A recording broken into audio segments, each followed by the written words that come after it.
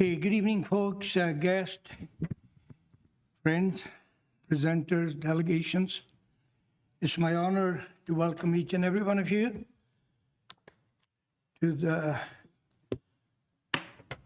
City Council meeting, September 16th.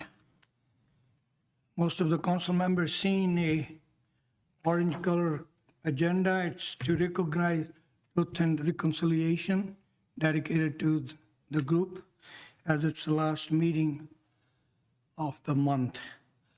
Councilor Moses isn't flying.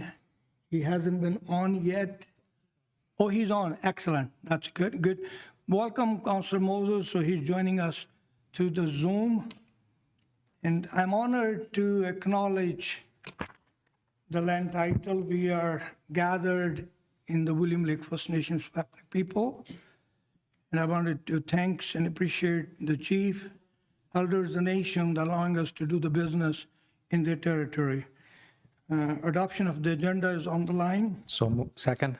Moved and seconded. All in favor? Opposed, if any? Carried. Councilor Moses, I'm going to take you in favor of every motion unless otherwise you tell me you're in favor or against, please. Yes, thank you, Your Worship. Thank you. Appreciate it.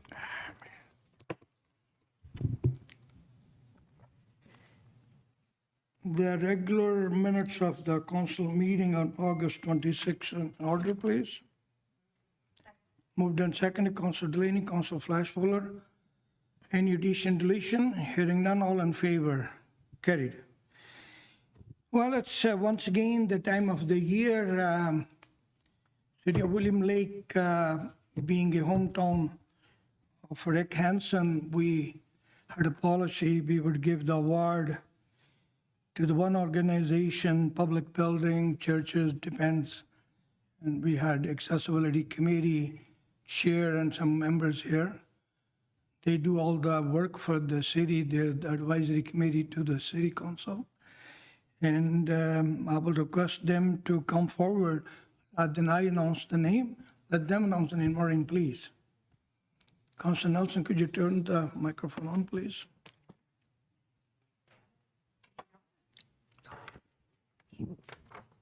Hi, I'm happy to be here to present the Accessibility Award of Merit tonight on behalf of the Williams Lake Accessibility Advisory Committee, myself and Keisha Neal. So if accepting the award tonight is Pastor Harder. It's for the Alliance Church for installing a cement ramp and highlighting their stairs with yellow paint. And I just visited it tonight, and it's made their church very accessible and inclusive to all. So if Pastor Harder? Councilor, yes, please. Welcome Harder. and congratulations. And we also have Dawn Olisiak, I believe, and Blair Moore here to accept the award. Pastor Harder? Award will be presented by the chair, then we will take a picture with the recipient and the council members, please. There you Please. go. Thank you very much. Did you want to say a few words? You can say a few words if you want to. Oh, don't be shy. Please. I won't give my regular length of sermon, I promise. No, we were very grateful actually to receive a beautification grant from the city, which we used to drastically improve our front entrance. And as part of that, we were able to make our wheelchair ramp and stairs much more user-friendly to the whole community. And so we're delighted. And the people in our congregation that have made use of the new entrance have commented frequently on how much better it is than it used to be. So we're grateful that the city helped us do that, and we're grateful that we get to be good neighbors to our fellow citizens here in Williams Lake. I personally, for council members, or for record, I personally visited. When we went to see, I was invited on behalf of the council. They have done an excellent job. Excellent job. I congratulate you, sir, and your membership and your leadership. Thank you very much. And you present the award, we will, the council member come in the middle, will present the award, please. Put on.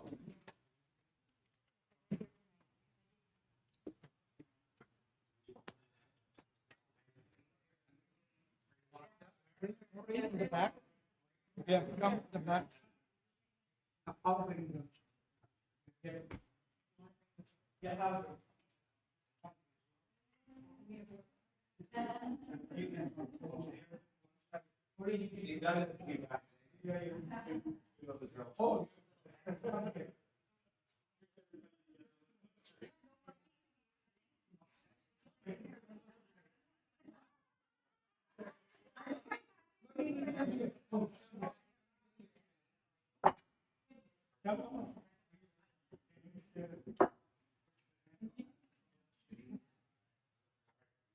Two, three.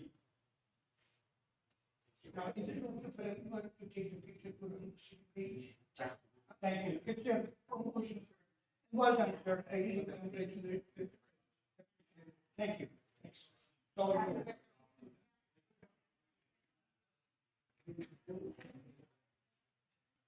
And just so everybody's aware, this is my fitment down here, it's not a police GPS. Get some more accuracy.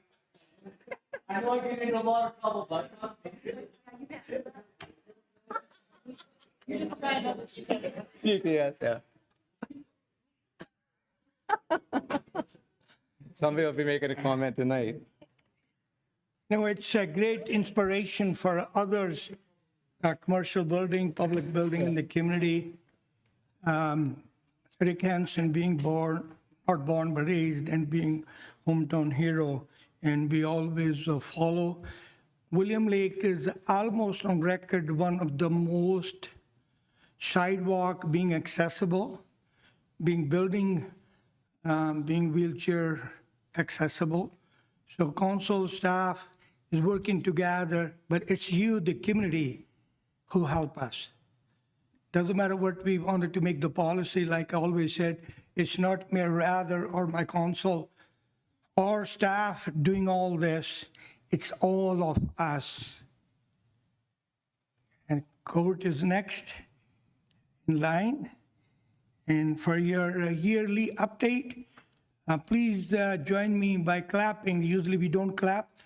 Excellent job, court, and your team. It's a record high Stampede this year. Due to my schedule or his schedule, we couldn't put together. They are a little bit late, but late is always better than never to present how and what they did last year or this year on the Stampede. Congratulations, court. Floor is all yours, sir. Thank you. I have a little video that I'd like to play to begin. Please. I have two objectives of this presentation. One is to give the wrap-up of this Stampede 2025, and the other one is to talk briefly about the sustainability of us going forward. But just the video will, I think, help tell you what happened in 2025. If you could, sir. There we are. If the volumes could be turned up, that would be even better.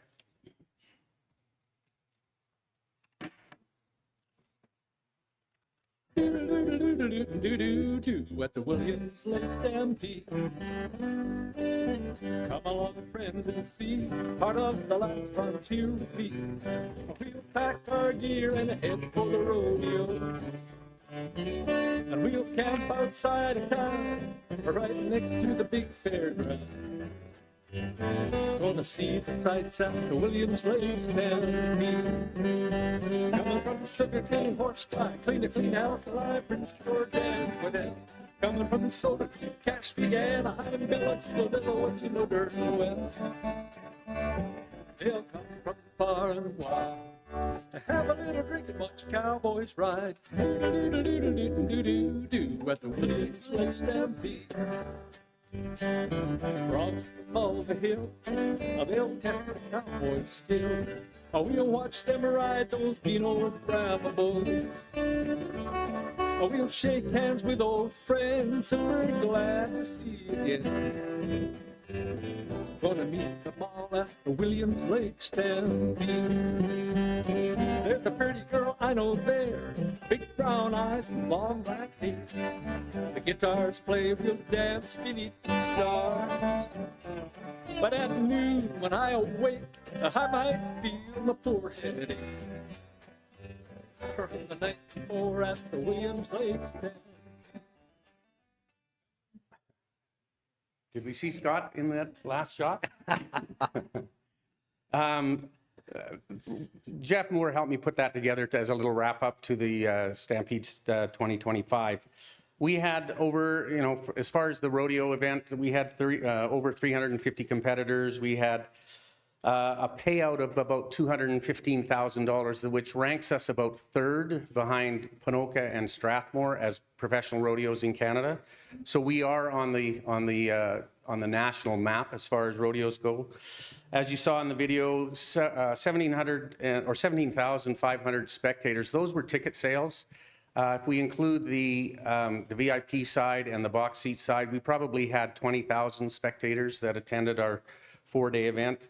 Again, the video showed 60 plus vendors in our trade fair area. The campground was full. Jeff gave me a couple of options of work that he did, and I just thought that this was really impactful when you could see just what happens in that sold out day at the Stampede. So talking with Brad McKinnon at the RCMP, it was a relatively event-free. There were no incidences or minor incidences. It was a safe and, great family event. So it was as good as any event that we've ever put on. So that's the wrap-up of Stampede. I'm sure you guys might have some questions, but I'll just finish the presentation and then go from there. So the Stampede Board of Directors, there's 17 directors who are responsible for producing the event, maintaining and managing the year-round facility, and of course all those directors have full-time jobs and families. We have one paid employee, full-time employee, plus a contract bookkeeper, and our campground managers are contractors as well. So it's a very it's a very small group that produces a big event. We feel that the current model is becoming increasingly, like the current model that we operate under is becoming increasingly challenging to sustain. The board of directors are developing our 5-year plan using the city's OCP as a base model. I've been looking at your draft OCP, and I would like to see the Stampede included in that in a bigger way, but I'll come to a meeting and participate in that at a later date. But I think that it shows that, well, I think that as we go forward, the key point is that we need to create a stronger partnership with the city to ensure that the Stampede event remains viable for long past our 100th year. I met with Beth Weinkamp and Beth Holden from the CRD a number of months ago, and Beth Holden from the CRD offered to provide an economic impact study. It took us a while to get that done. She has a software program, the Canadian Sports Alliance software, which is specifically developed to make these kind of analysis. That analysis indicated that the direct economic impact to just the city of Williams Lake is in excess of $5 million. I ask, is that impact important to the city? I would think it is. Is it sustainable for a group of volunteers to continue to create this impact? I don't think that it is sustainable. I think that that's the purpose of my presentation tonight. The board of directors thinks that the contribution to the city is significant, and that we need to form a better partnership than what we've had. We have a great working relationship, but I think it's time to move to a new level. Collectively, the Williams Lake Stampede and the city need to develop an actionable plan moving forward to protect and grow what has been part of Williams Lake for almost 100 years. In your OCP draft, there's a section called Social Wellbeing and Inclusion, and policy 8.2.1 says to support local community organizations and nonprofits to develop and implement plans, policies, and programs related to the community or related to community and social well-being, and encourage volunteerism within the community. I think the Williams Lake Stampede fills all those boxes. We need the volunteers, we need the sponsors, and we get them in spades, absolutely. But again, I think that the Williams Lake Stampede is part of the social well-being of the community. The Stampede is not just about horses and cowboys.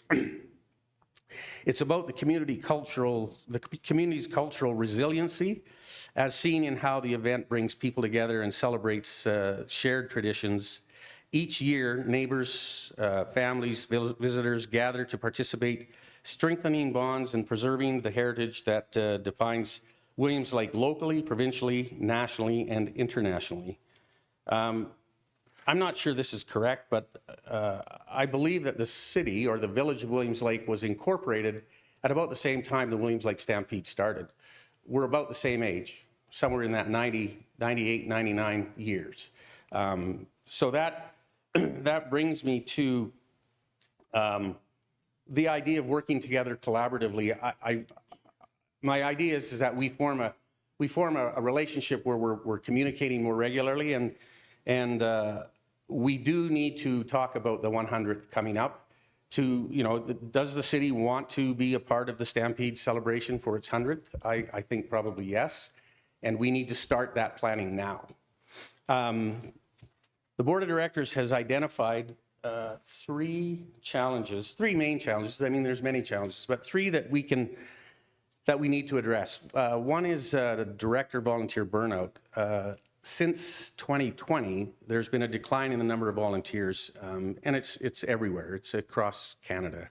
But the 17 directors that meet regularly throughout the year and are tasked with maintaining the financial viability of the organization, as well as keeping the facility properly maintained. It's becoming a huge challenge. It's more than what a volunteer can do.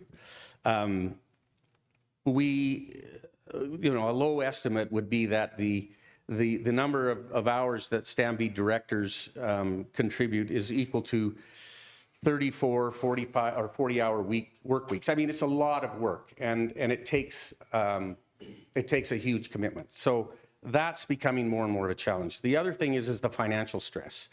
I'm sure the city recognizes financial stress. The financial stress is directly related to the increased costs that we face. For example, 4 or 5 years ago, our insurance costs were about $25,000 a year. Last year, we paid $45,000.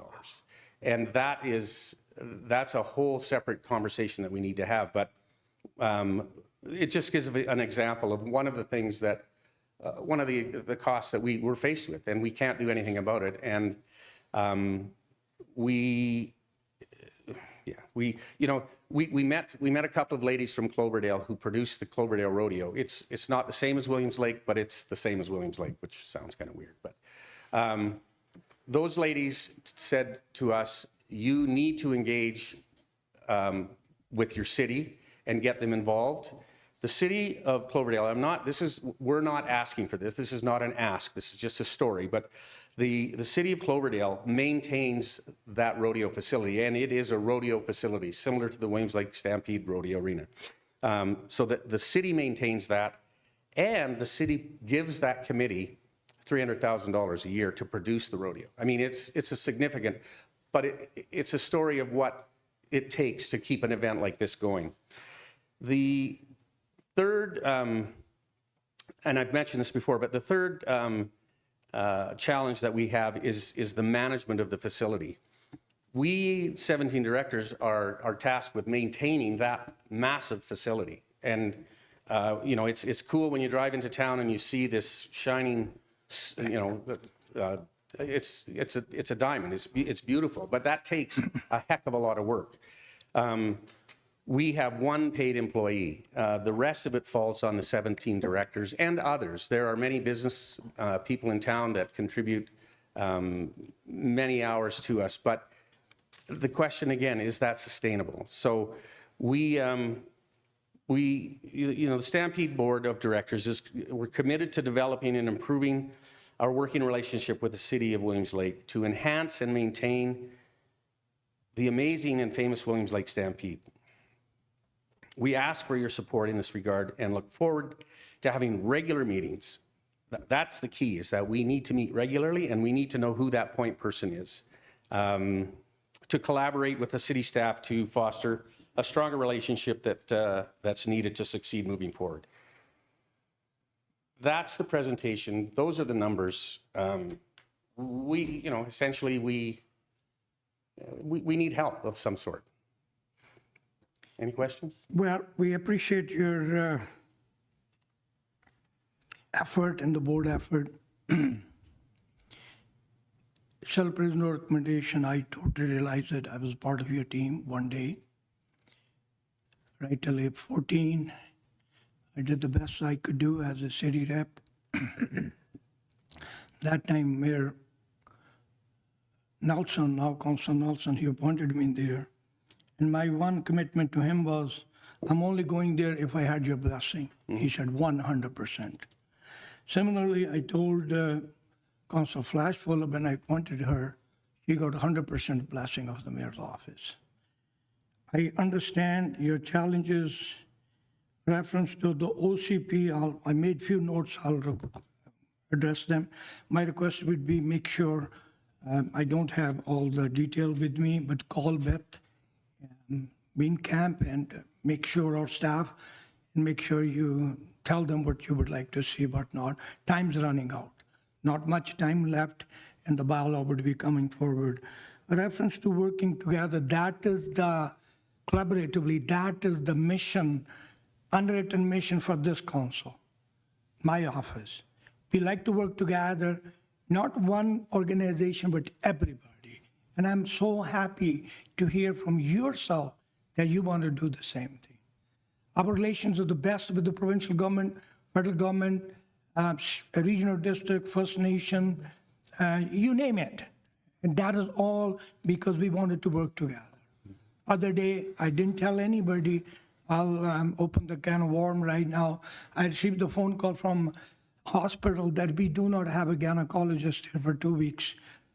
Usually I share these information with the CEO and other, called my boss, EO and EA, and luckily, same night or first thing in the morning before the email came, they secured, the cost was huge. 28 mother was supposed to be shipped away, but we didn't. That is the result of, my point is that is the result of working together collaboratively with every level of government organizations, everybody such as you. Okay, we are all for that. At least this council is. I just want you to know that. And reference to the commitment, like I said earlier, being part of you folks so many years, I totally understand. I will say publicly tonight again, if there's the hardest working group of volunteer I have seen in the William Lake, that is Stampede Association. I've said it, I'll repeat myself. I used to spend on the weekend 64 to 68 hours only on the weekend when I was working before I became a mayor. Now, as you appreciated being a mayor, I had other commitment. I'm always in the Stampede ground. I'm not sitting home or somewhere else, but because of the other being the receiver of the head guest and our guest and everybody, so I got to perform my job. I encourage the community. I encourage my council member. I encourage each and every one of you watching, sitting home, come, get out and get involved, especially with the Stampede. When they are bringing the number shows, when they're bringing the economics they're bringing, why shouldn't we get involved with you? And that's the next part. And I'll pause there. And I think I had a Councilor Flashfuller, Councilor Nelson. Thank you, Your Worship. Thanks, Court, for coming in.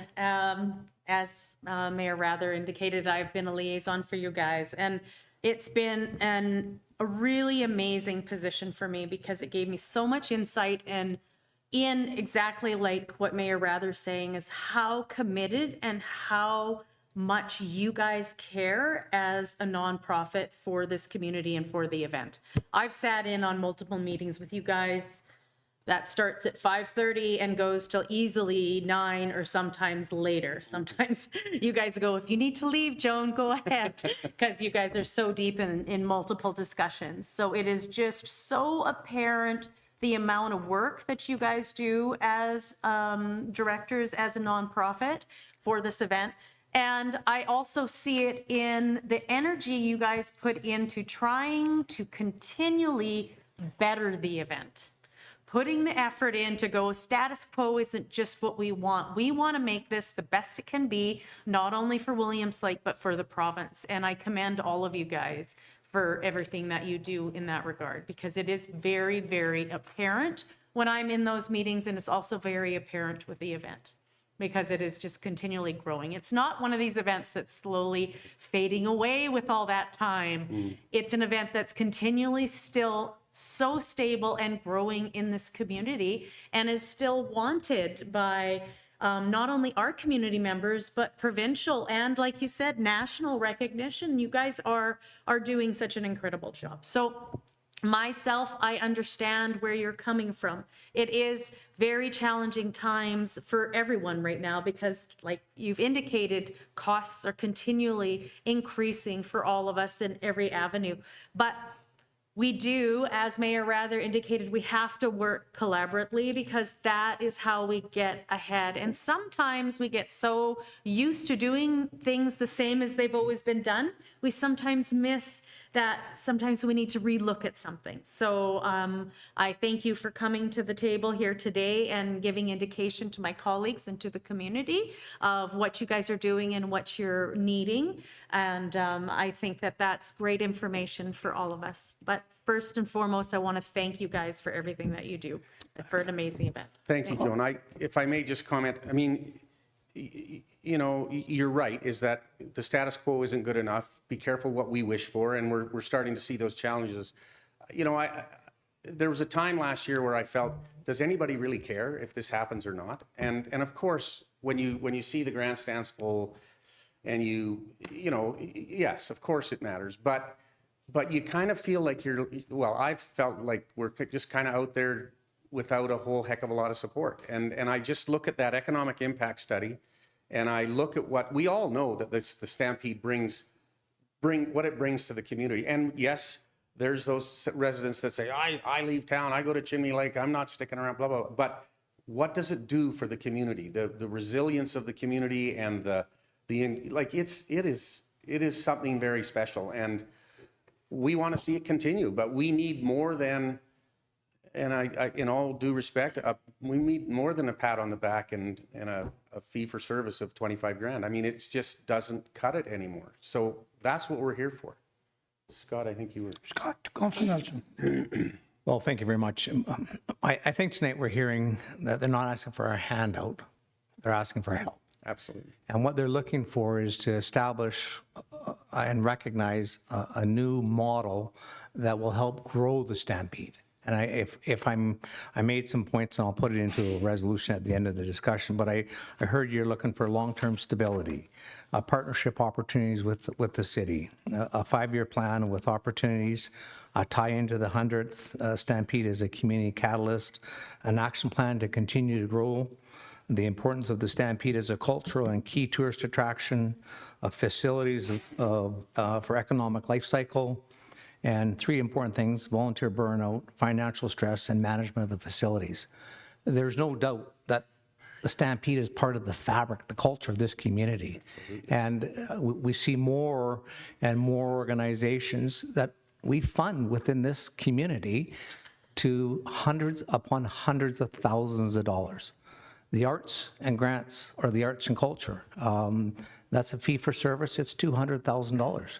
The Chamber of Commerce gets $165,000. So these are huge organizations.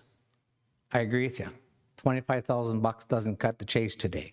And quite frankly, I'm not here to write off the backs of the Stampede Association. I give you guys great credit for what you guys have done over the last 97, 98 years. It is an important economic attraction to our community. So I think I'm getting the message that we need to sit down together and work together for a long-term strategy. And my hand goes up when we need to ensure that this is sustainable. Yep. The model's not working. Other communities put a lot of investment into key opportunities for attraction. And my hand goes up to sit down. So when we're done, Your Worship, I'll put a resolution for council's consideration to create a bit of an action plan that will ensure that this doesn't die just upon the presentation night, that we can actually put something into place. Thank you, Councillor Nelson. Anyone else? Resolution? Councillor Moses, anything? I can see you, but anything from you?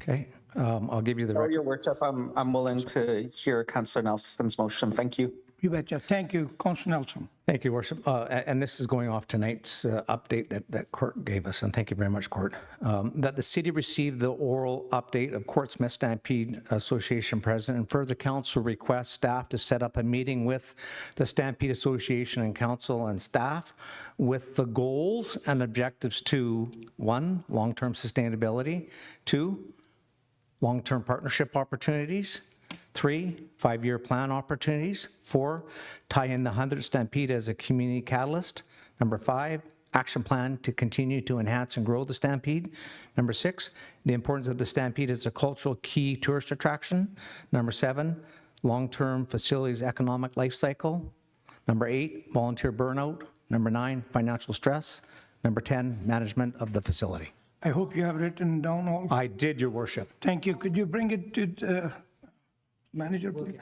Okay, Councillor Flashfuller seconded. Sum up. It's a bit of an action. Yeah, plan. and if I may, Scott, Please. you nailed it. We're not asking for a handout, we're asking for help. And I think that collaborating with the city and the staff and helping us capitalize on any opportunities that are out there.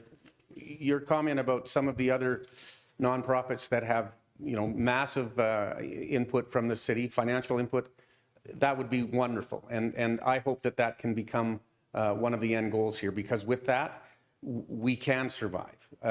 We are in the final throes of hiring an operations manager who will be part of those discussions and working together with whoever we can, or whatever committee we can formulate, but it has to be an ongoing thing that is workable, yeah. 10-point action plan. Absolutely. Court, once again, congratulations to you and your team, please. Make sure you convey that to your Thank board of you. directors from the mayor and council. Keep up the good work. Please, go ahead. I wasn't going to include this in this presentation, but Gary had asked me to address this. And the only thing I'm going to say, so later in your meeting, you're going to be considering waiving the fee that the Stampede has been given for some work that was done during Stampede. I just want to say that was an accident that wasn't intended. I think that this presentation should speak to that, in that I would hope that you would find it in your hearts to waive that fee. We need every bit of help that we can, and in particularly this year, we need to very much watch our pennies. So that would be the only thing that I would say to that.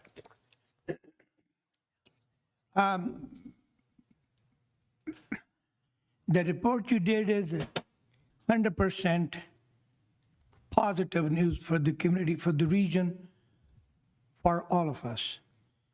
What you're asking is a different subject, Yes. but I totally understand where you're coming. I do not want it to mix the positiveness and something. I don't know how council going to vote. I go on record, I have never, ever spoken to any council member to vote this way or that way. Everybody was elected at their own.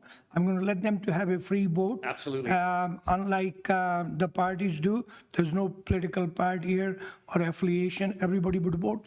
But let's deal with this, then I'll go back and I'll deal with the next item. I later. can I stay got you. around. No, just give me 2 minutes. Could you hold on 2 minutes? Okay. Yeah, He's the mayor. sit on your seat and Thank you. thank you. Thanks very much. I Thanks. appreciate it. Okay, we got a 10 action plan presented by Councillor Nelson as well as Councillor Flashpoller seconded it. Any question, concern, any discussion on that? Hearing none, all in favor? Oppose? Carried unanimously. Next item would be, I would like to, with the recommendation from the CEO, to bring the item of the, even though we passed the motion forward, that is on page 50, Stampede Associate request for sewer plug cost forgiveness. Staff, please. Page 50. The recommendation that pursuant to the report of the Manager of Public Works dated September 10th, 2025, council deny the request of the Williams Lake Stampede Association to waive the city's costs for the sewer plug work on WLSA leased area in the Williams Lake Stampede grounds during Stampede weekend 2025. Before I have somebody moved and second the report, anybody going to move and second the report? Councillor Flashpoller, Councillor Line, I just wanted to let the people know it's only under $5,000 grant. You consider or not, it's up to you. Second portion from me, when I did the research on everything, you people denied. This is organization. It's not the same. I got you, Councillor Nelson. It's not the same. This is organization, volunteer organization on the table, but I just want you to know similar request was about $10,000 plus and minus. We denied the request. It's up to you what you wanted to do. The motion is moved and seconded. We will deal with the motion. Then we'll come back. If the motion didn't pass, we'll come back to address it. Councillor Nelson, you had anything to say on the motion, please? I do, Your Worship. I won't be supporting the recommendation that's in front of us, so I'll actually make an amendment to waive the fee for this, so I'll make that as a recommendation. And separately, if you don't want, or you want to add? Amendment to the motion to remove deny to waive. Okay, is it okay to the mover and seconder?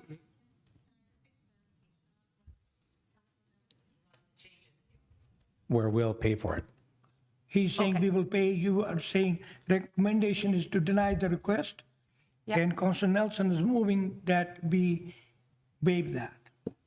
I'm okay with the seconder. I do want to have a discussion. though, Betcha, please. and is it okay with the seconder?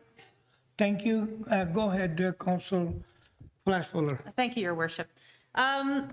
Yes, I understand, the report that comes to us basically indicating like, generally we would deny these kind of requests. But if you review the report, the situation where the city infrastructure being the sewer or the waterworks would be typically managed by the municipality anyways. What happened, where there was an incident, I guess that I understand correctly, where they were doing their standard as a nonprofit, some work, some volunteers came in, did some work. Unfortunately, they ended up hitting a line, didn't realize that it actually did some movement potentially on it, which caused an issue that then surfaced during the Stampede event. I personally feel that, for me, it feels a little bit uncomfortable in a way that we have a charge now from the city to this nonprofit group for the services of them going there and working on the backup of the sanitary during the event. And then, so it's a report saying deny it, but then tomorrow we may be allocating fee for service towards the group. We may be allocating a community grant towards the group. And for me, this is a city event. This is city lands. This is city infrastructure, being the sewer main that had to get worked on, that we're now billing these guys. And I can understand the request of like, hey, support us. We get requests continually from groups of like, hey, our roof is leaking. Can you give us $5,000 to fix it? Hey, our whatever is in repair. Our racetrack needs potholes fixed. Can you guys fix it? And we tend to step up as a council. And right now, I just see this group do so much for our community. I can understand why they're just making a friendly request of like, hey, this is an accident. We try and manage the site the best of our abilities. But unfortunately, this happened. And I can understand why you would make the request that you not be invoiced by the city. Thank you. Thank you. Thank you, Councillor Flash-Fuller. Councillor Nelson, please. Thank you very much. The reason I support this is we just put we heard from the president of the Stampede Association in terms of asking for the opportunities. We just passed a 10-point action plan in good faith. I think the city should eat this cost and sit down and let's work towards having the best Stampede in the province right here in Williams Lake. So I'll be looking to eat the cost. Thank you. Thank you. Councillor Jasmine, please. Thank you. Yeah, in light of everything that we just discussed, I think that this request is a little different than some of the other ones that have come to us because we are talking about making it a partnership much more so than it currently is.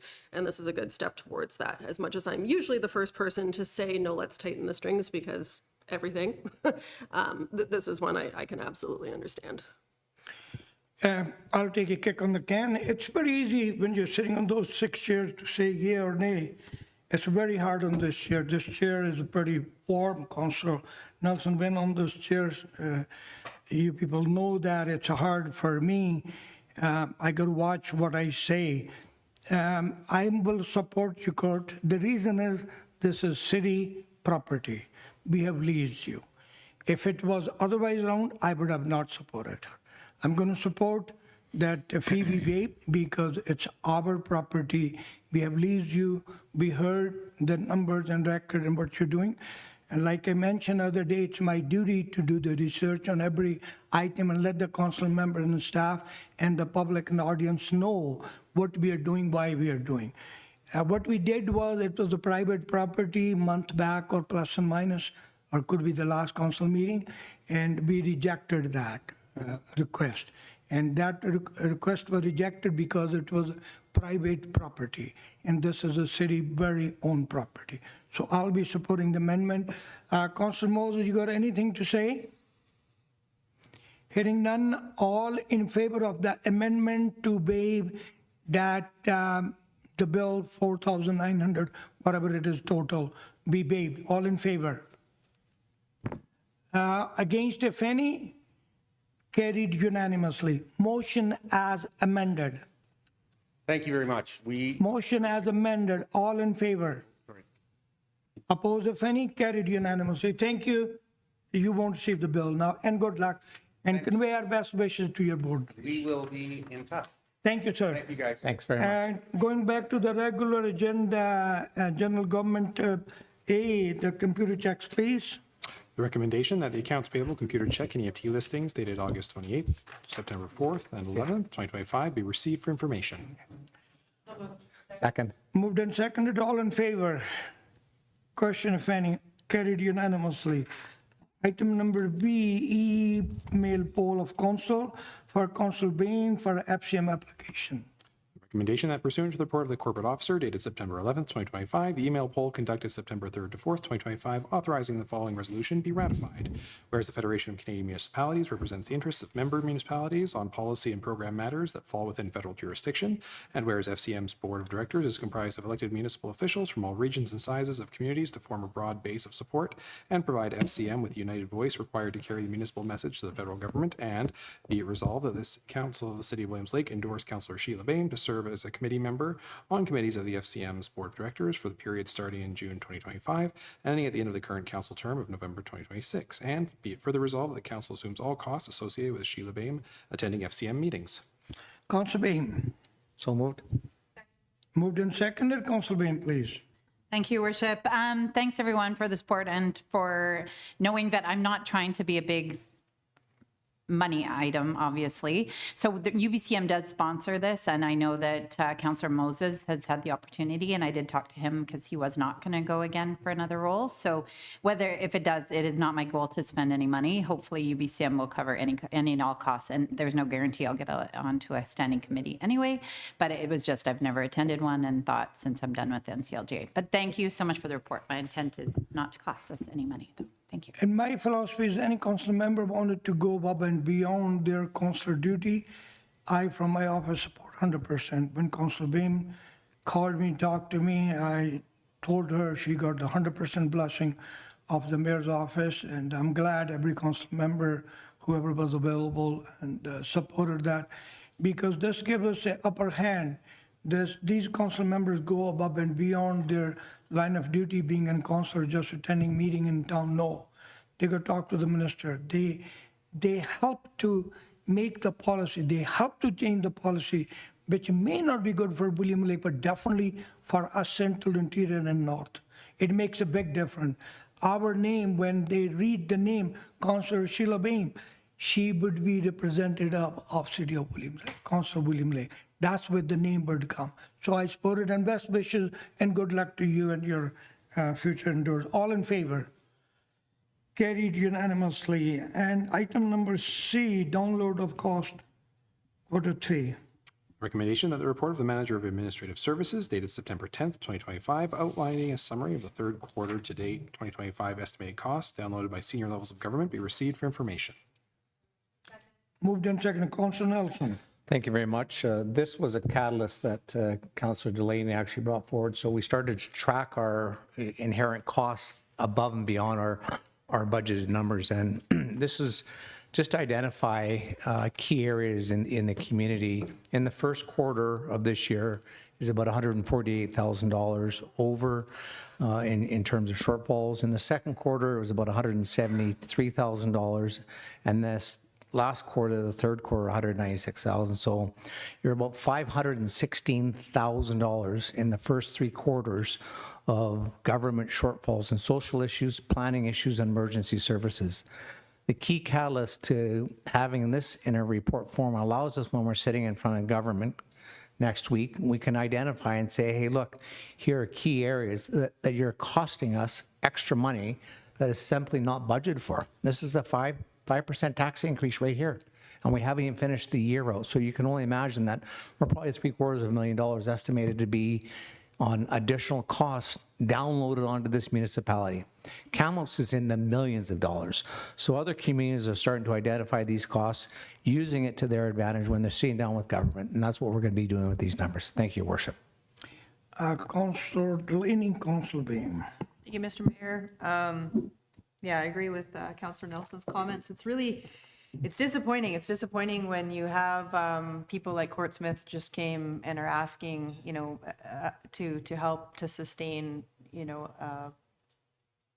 a prideful event that happens in our community for 100 years. And we're looking at $516,000 that's been taken out of our budget. That could be going into these things. So I'm not going to be attending UBCM this year, but I am sure that my colleagues will be able to go and put the pressure on. And I want to say thank you to staff again for this report. I look forward to this report actually each time, because it's so well laid out in what we're spending our money on that we shouldn't be spending our tax dollars, municipal tax dollars on. And where that downloading comes from. So it's a very clear and concise report, and I believe that it will help. And I hope that my colleagues, when you're at UBCM, is maybe talking to the other municipalities in the regional districts and letting them know this is some of the information we're getting, so we can potentially grow the power in numbers, and through UBCM and NCLGA is have, maybe it's a staff to staff conversation to say this is how we're doing this report. Maybe even, borrow the templates, they can fill it in themselves. But I do believe that if we can collectively put some more pressure on our provincial government to make sure that the spending comes from the right bucket. I know we're all the base tax rate, whether it's provincial, federal, or municipal, but it does matter when we only have so many dollars that we're collecting from our tax base to be able to give back to the community. And, we've heard tonight, we've got an organization for 100 years have been doing something for us. We had all sorts of people come out, wanting to support indoor facility improvements. Like, all of these things cost money, and they either come directly from your tax, or we have to find, grant funding, or we need to recoup back. So I just want to say thank you again to staff, and I wish my colleagues well, and I want you to be aggressive and tactful, and hopefully come back with some organized ability to sick our other member municipalities onto the government to try to get some money back. Thanks. Thank you. Councillor Bain. Thank you, Your Worship, and I concede to my colleagues. I think they've covered everything. I was just going to say also thanks to staff. I mean, I see how much work the report is, but I think it gives us such a bird's eye, and I just also wanted to share my appreciation, but I'll just echo theirs. Thank you. I'm sitting in the chair. I should be in order to do a lot of things that I usually don't do here. I'm going to use the mayor's power. I would move further the information we received that we added to our UBCM agenda to discuss with the appropriate ministries, and especially with the premier. Second. As most of you had on your table for the community purpose, and we will add to our agenda. Is that favorable? Okay, thank you. And somebody second my motion? Second. Okay, Councilor Nelson, thank you. So we will take it, and for the community, for the people, it's a sad situation. Senior level of government, provincial or federal, here we are crying for $4,000, $100, $200, $500, and the senior level government is downloading to the lower level of government, federal to the provincial, provincial to the municipal. Who the heck are we going to download? I'd like to find that out. The community is coming like Courtsmith, like the group of people sitting here, for only, what, $1,100 something? My heart goes to those people. Where's the money going to come? How are we going to do it? So my point is, we need to talk to the senior level of government. And that's very important. So thank you, folks, for accepting my report. If anything else? Hearing none, all in favor? Opposed, if any, carried unanimously. I was supposed to do long time back in the beginning of the meeting. I kept bypassing. We are honored to be joined by one of our very own city employee, Saigon. Please put your hand together for Saigon. He received 2 weeks back the most sportsmanship award from the William Lake Soccer Association. I attended the barbecue. What a great moment was for me to be standing there, and when he accepted the award, he took me to the picture and everything. Congratulations, sir. Well done. Saigon and his wife, partner, they work for the city. We are honored to have you. Thank you. I kept forgetting this. And okay, moving along, land acquisition 54 Rife. The recommendation that pursuant to the report of the senior engineering technologist dated September 9th, 2025, council approved the purchase of 54 Rife Road from the Williams Lake Golf and Tennis Club for the purchase price of $1 plus legal fees related to the purchase. So moved. Moved and seconded. This is the kind of issue from 70s. It's a housekeeping. I was going to use the word house cleaning. It's a long time due. Somebody overlooked it way back, even before I joined this community in 74. When Councilor Nelson was mayor. But Councilor Mayor, you're right, yeah. I remember it. Yeah, you remember that, yeah. He probably wasn't even born. If he was born, he was in the diaper. But anyway, it's a $1 lease, and we are trying to clean up. It's basically, staff have done all the good work, and can we add thanks to the staff, Mr. Maraca, please? Like I always said, without staff, we won't be anywhere. We are so lucky and honored to have the staff we have in this community. Recommendation, please. You read that? Okay, moved and seconded. All in favor? Opposed, if any, carried unanimously. Number 4, Fire Protection Service Agreement with the CRD. The recommendation that pursuant to the report of the Chief Financial Officer dated August 25th, 2025, council approved the 2025 to 2028 Fire Protection Services Agreement between the Caribou Regional District and the City of Williams Lake, and authorized the Mayor and Corporate Officer to sign the agreement on behalf of the city. Moved and seconded. I'll give you a little, no, before I give the update, I'll ask the Mr. Maraca, CEO, to give us a little background on this, please. Thanks, Your Worship. So this agreement we have had in place for many years. It was actually the subject of a binding arbitration back in the past where there was a settlement where the City of Williams Lake gets money to provide the service to the rural areas. And it was long standing. It expired. And since 2023, we've been working towards a more equitable approach to this. And the previous terms from the arbitration where it was a 2% increase every year, and we found that that no longer reflected the need. So we worked with staff over there, and basically we came up between Vitaly, Kevin, and Marie and myself, we came up with an agreement that starting at the beginning of this year, we would be receiving the number we would always receive, but we're going to be using COLA clauses going forward like all our other agreements. So the next step in this would be after council, if they do support this agreement, then we would basically send it over, and then the regional district would have their conversations about if they support it as well. And based on what staff's recommendation for them, I don't foresee it being an issue. I received a phone call from the Central Caribou directors. They was not happy about it because they haven't seen it. Their thought is it should have gone to them. I came back with the same request to the staff, and staff kind of polished me on my question. I played with devil's advocate, you can say. And staff said, what happened if your council member cried that they haven't seen first? Why regional district have to see first? And lot of discussion on this item. And basically, staff came to us way back, a couple months back or something, and we gave the marching order to the staff to negotiate, to go work with the regional district staff and negotiate what is acceptable to the regional district staff and our staff. And I don't have to speak to the numbers or anything, and she has explained all that. And it's basically the same number we had last year plus COLA. Part of the COLA is added into. But the proposal came to me that if we can defer it for 30 days, that way our joint committee, especially Central Caucus, can have the chance to look at it. And staff is saying we have to take it out, we have to come back again. It increased their workload, which I totally agree. The energy I'm given by the staff is, doesn't matter who sees this first. Somebody always going to be second person to see it. It is not a binding agreement. It's negotiated by both organization, regional district and city. We are giving the blessing to the staff. We are okay with this agreement. You go, if they agree, get the appropriate signature on it. Obviously, my signature would come after the staff signed it.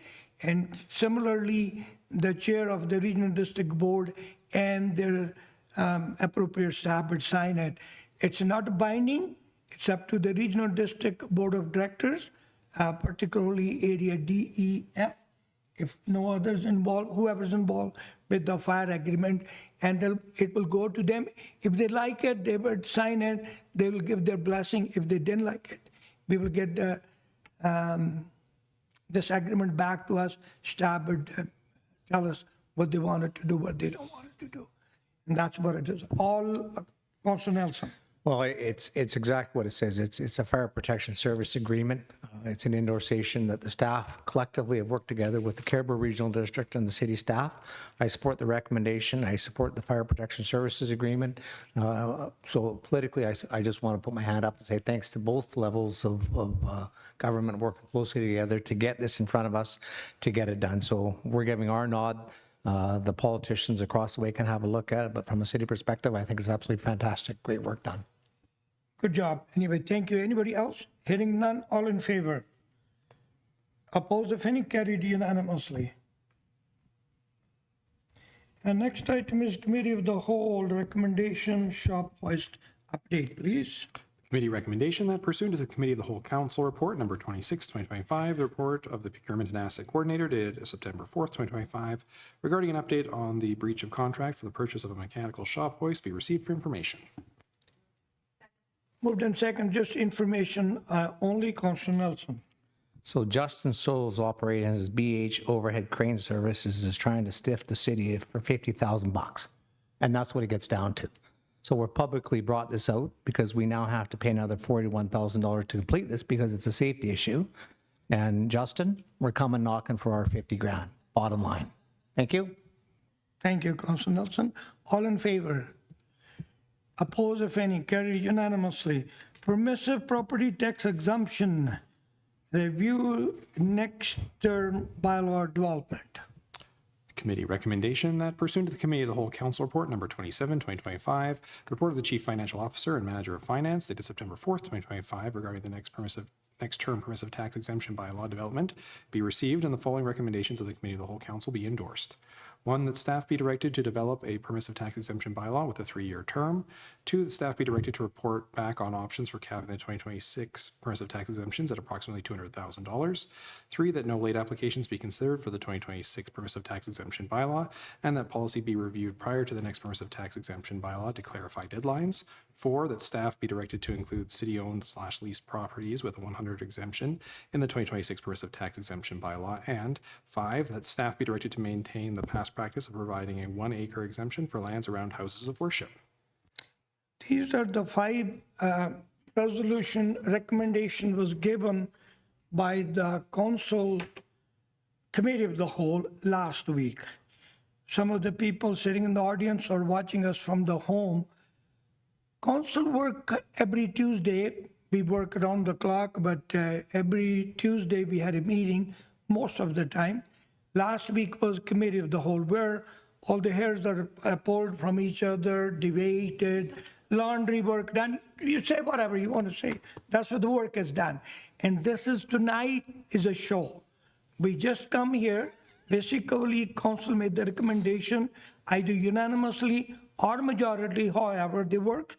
They come to this table. This is where approval is given. Whatever council approved it, tomorrow 9 o'clock, the CEO would have his SMT sitting and passing council approved or disapproved last night. This is the action item. That's all the process work. My recommendation to the council is, as we did last week, I would request, actually Council Nelson came to me and he asked me the same thing. And I was prepared to do it even without asking, that all those 5 items, because there's an item, people going to vote one way or the other, it should be voted separately, if it's okay with everybody. So I would respectfully request the staff, we should vote on one first, please. If it's okay, I need to move it at seconded the first item. First item, Councillor Delaney, Councillor Lyon, that the term from 10-year be given to 3 year. I just want to give some backup. We used to do every year. Council of the day of 2014, to save the staff time, they did one time 10-year term, which Council of the day thought that was the best thing. But Council of today did not think the right thing. 3 year, 10 years too long, people forget. I have received numerous phone calls, my office since last week. Hey, we never received it, or we didn't even know that. Why we have to do it? We never done it. Some of the director on different organizations doesn't even know that. So we are changing from 10-year to 3-year, Councilor Nelson. Yeah, part of that reason also was to put stability in place. And the reason when I talk stability is that instead of everybody having to get worked up every single year and put their emphasis in to try and come in and put their applications in and ensure that they made their presentations to council, we look to create a long-term structure. And that structure allowed flexibility for their budgeting purposes. So we're going from 10 years down to 3. I prefer 5, but I'll look at the report. You know, I'm a huge fan of permissive taxes, so I'll be supporting this. But the key behind it is that I never supported single years. The 3-year helps to really provide the stability, but I'll be supporting the 3-year option at this point in time. Thank you. Councilor Flashfuller. Thank you, Your Worship. I think just, some of the discussion that happened that evening, I think Councillor Nelson was in absence, but when we were trying to determine a different date, I think I made the recommendation for 3 years, or I supported it in discussion. It was because we do fee-for-service for 3 years as a consistent piece there, when we're also supporting nonprofits in another way, shape, or form.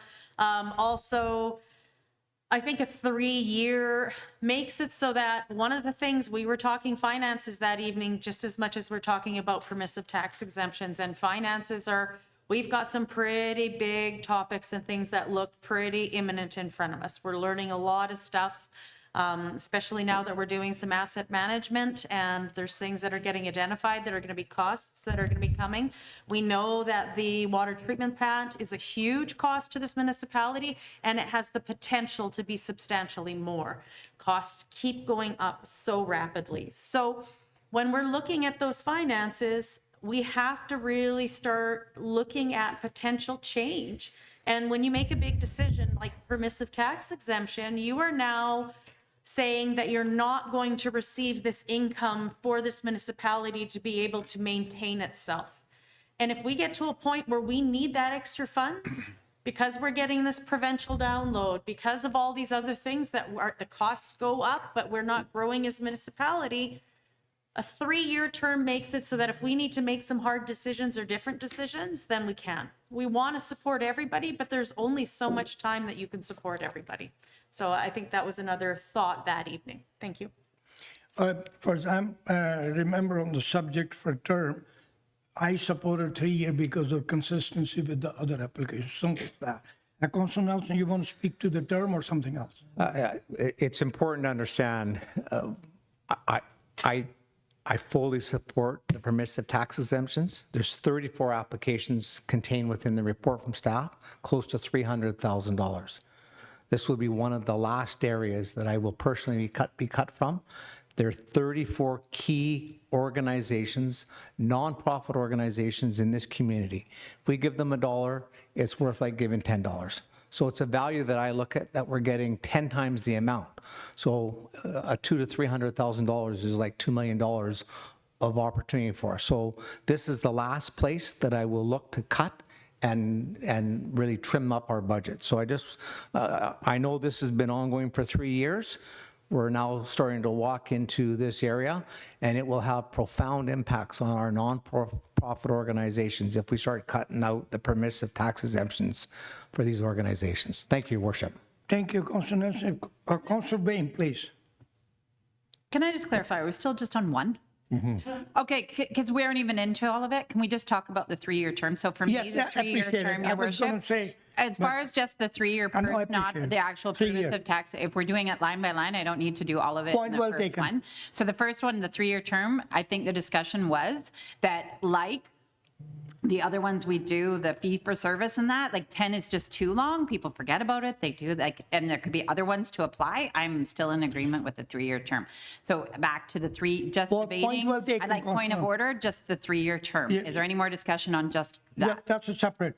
Try to stick to I separate them, please. Your comment, keep it to the item on the table. So 3-year term, all in favor for 3 year. Oppose, if any, carried unanimously. The staff be directed to report back on options for capping the 2026 permissive tax exemption at approximately 200,000.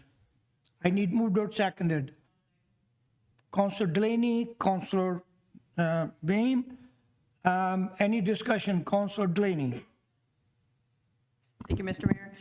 Yeah, I'll be supporting the 50% or 60%. So we did ask for a 200,000, but staff's come back in a supplemental. They can't just drill it down to 200. So when we look at the 50%, that's 193,000, or 60% is 212,000.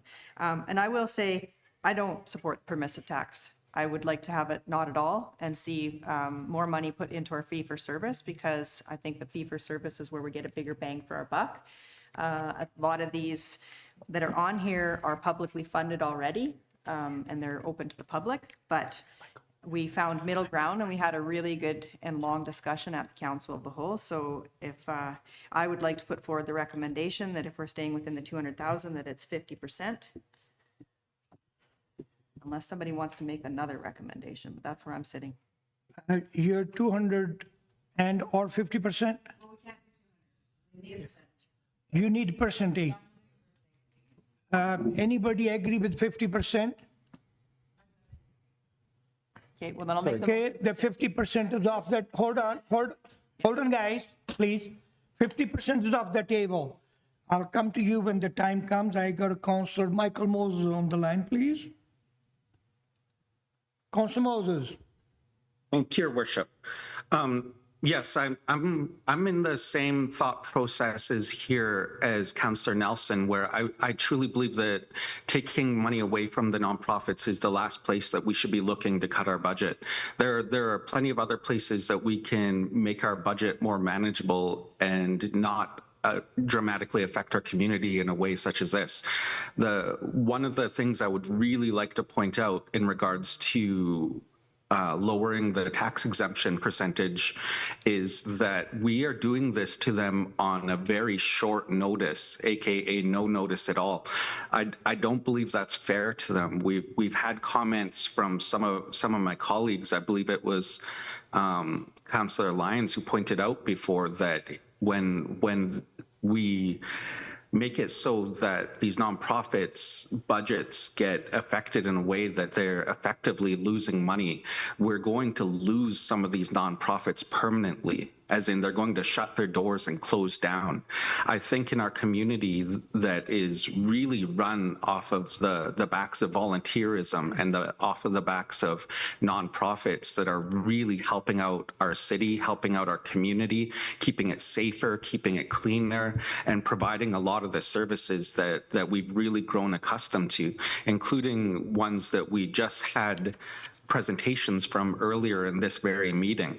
We're sending very cross messages when we decide that we're going to give some bill exemptions. We're making plans to help out organizations more, while at the same time we're taking money out of their other pocket. I don't believe this is something we should be doing, but if we do plan to lower tax exemptions, I think that we need to give them further notice into the future so that we're not blindsiding them and we're not forcing some of them to close their doors because we negatively impacted their budget when they weren't expecting it.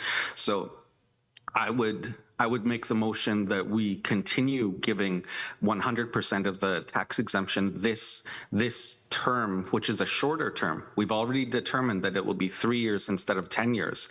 And when we revisit this bylaw 3 years from now, that's when we consider giving the lower percentage, and we do it in a manner that will give them a lot more notice so that we're not blindsiding them, and we do it in a manner where we're not putting money in one of their pockets and taking it out of the other pocket.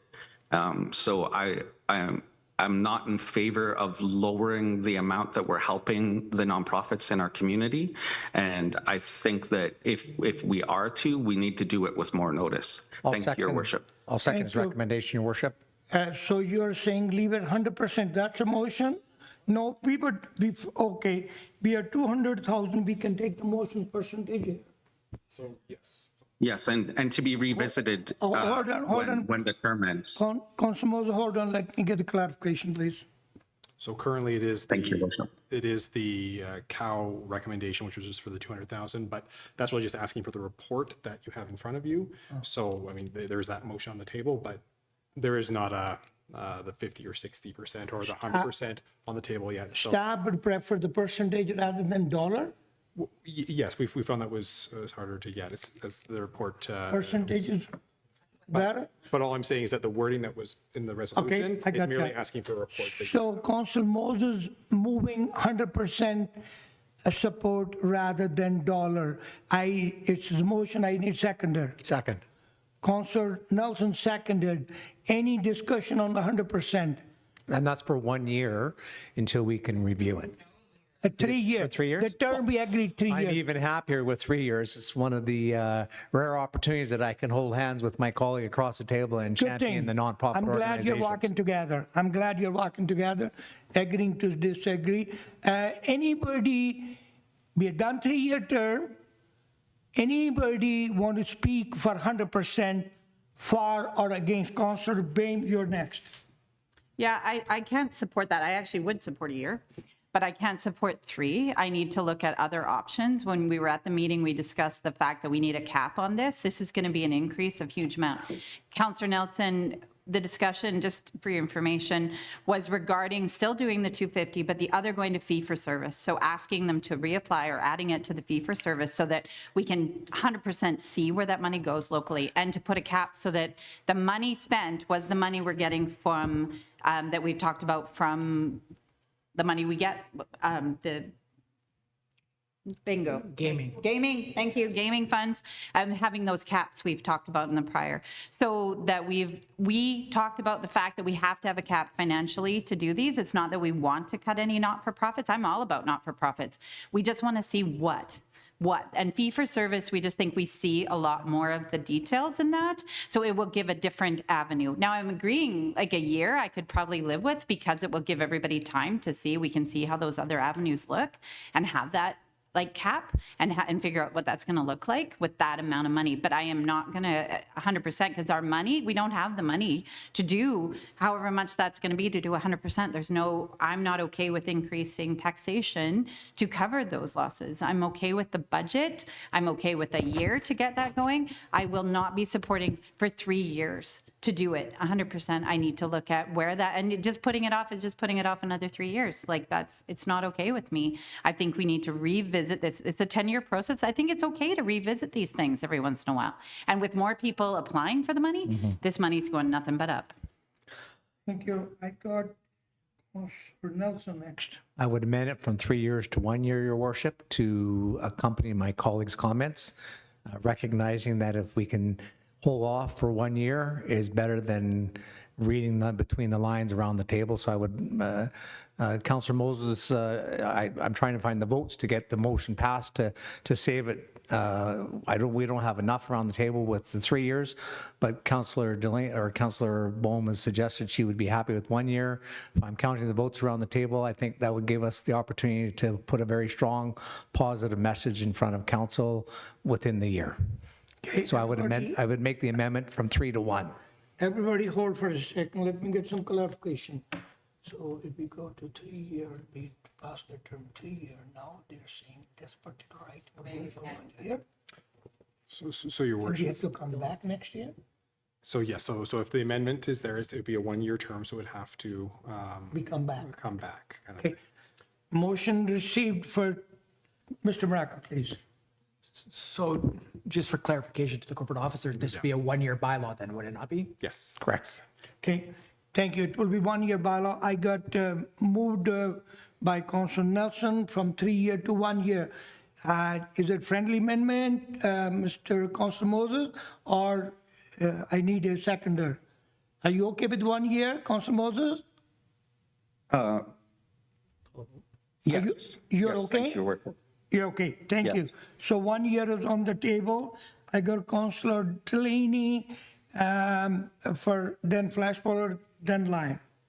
Thank you, Mr. Mayor. No, I'm still not in support. I'm not in support of adding some more work to the staff to develop a bylaw for 1 year. Bylaw development takes a lot of time, so we're increasing costs and demand on staff that we don't even, we don't have enough bums in the seats to do all the jobs anyway. So I'm not going to support that. I also believe that a lot of these permissive tax exemptions, like it's great that we're helping a nonprofit out, but a lot of these nonprofits again should be helped out by the provincial government. So we're funding, a lot of these are social services. One of the comments that I made at the Council of the Whole was you could pull a political move, council them all, and put the pressure back on the province to come to the table. We've got 1 more year left in this term, same as the provincial term. People are going to have to sharpen their pencils and take a look, and the money needs to be coming out of the right pockets of cash. So I'm not going to support a 1 year.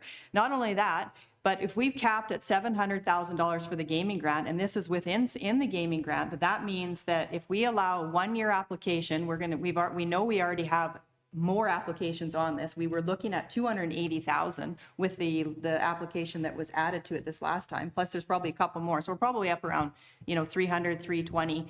And that comes out of the fee for service. So that means when fee for service comes in and they're like, hey, we want to provide this for you for the 3 years, we can say, sorry, we can only give you this amount of money because we just exempted $300,000 to the churches and the nonprofits. I think this is not good use of city taxation. We had a really great conversation around this.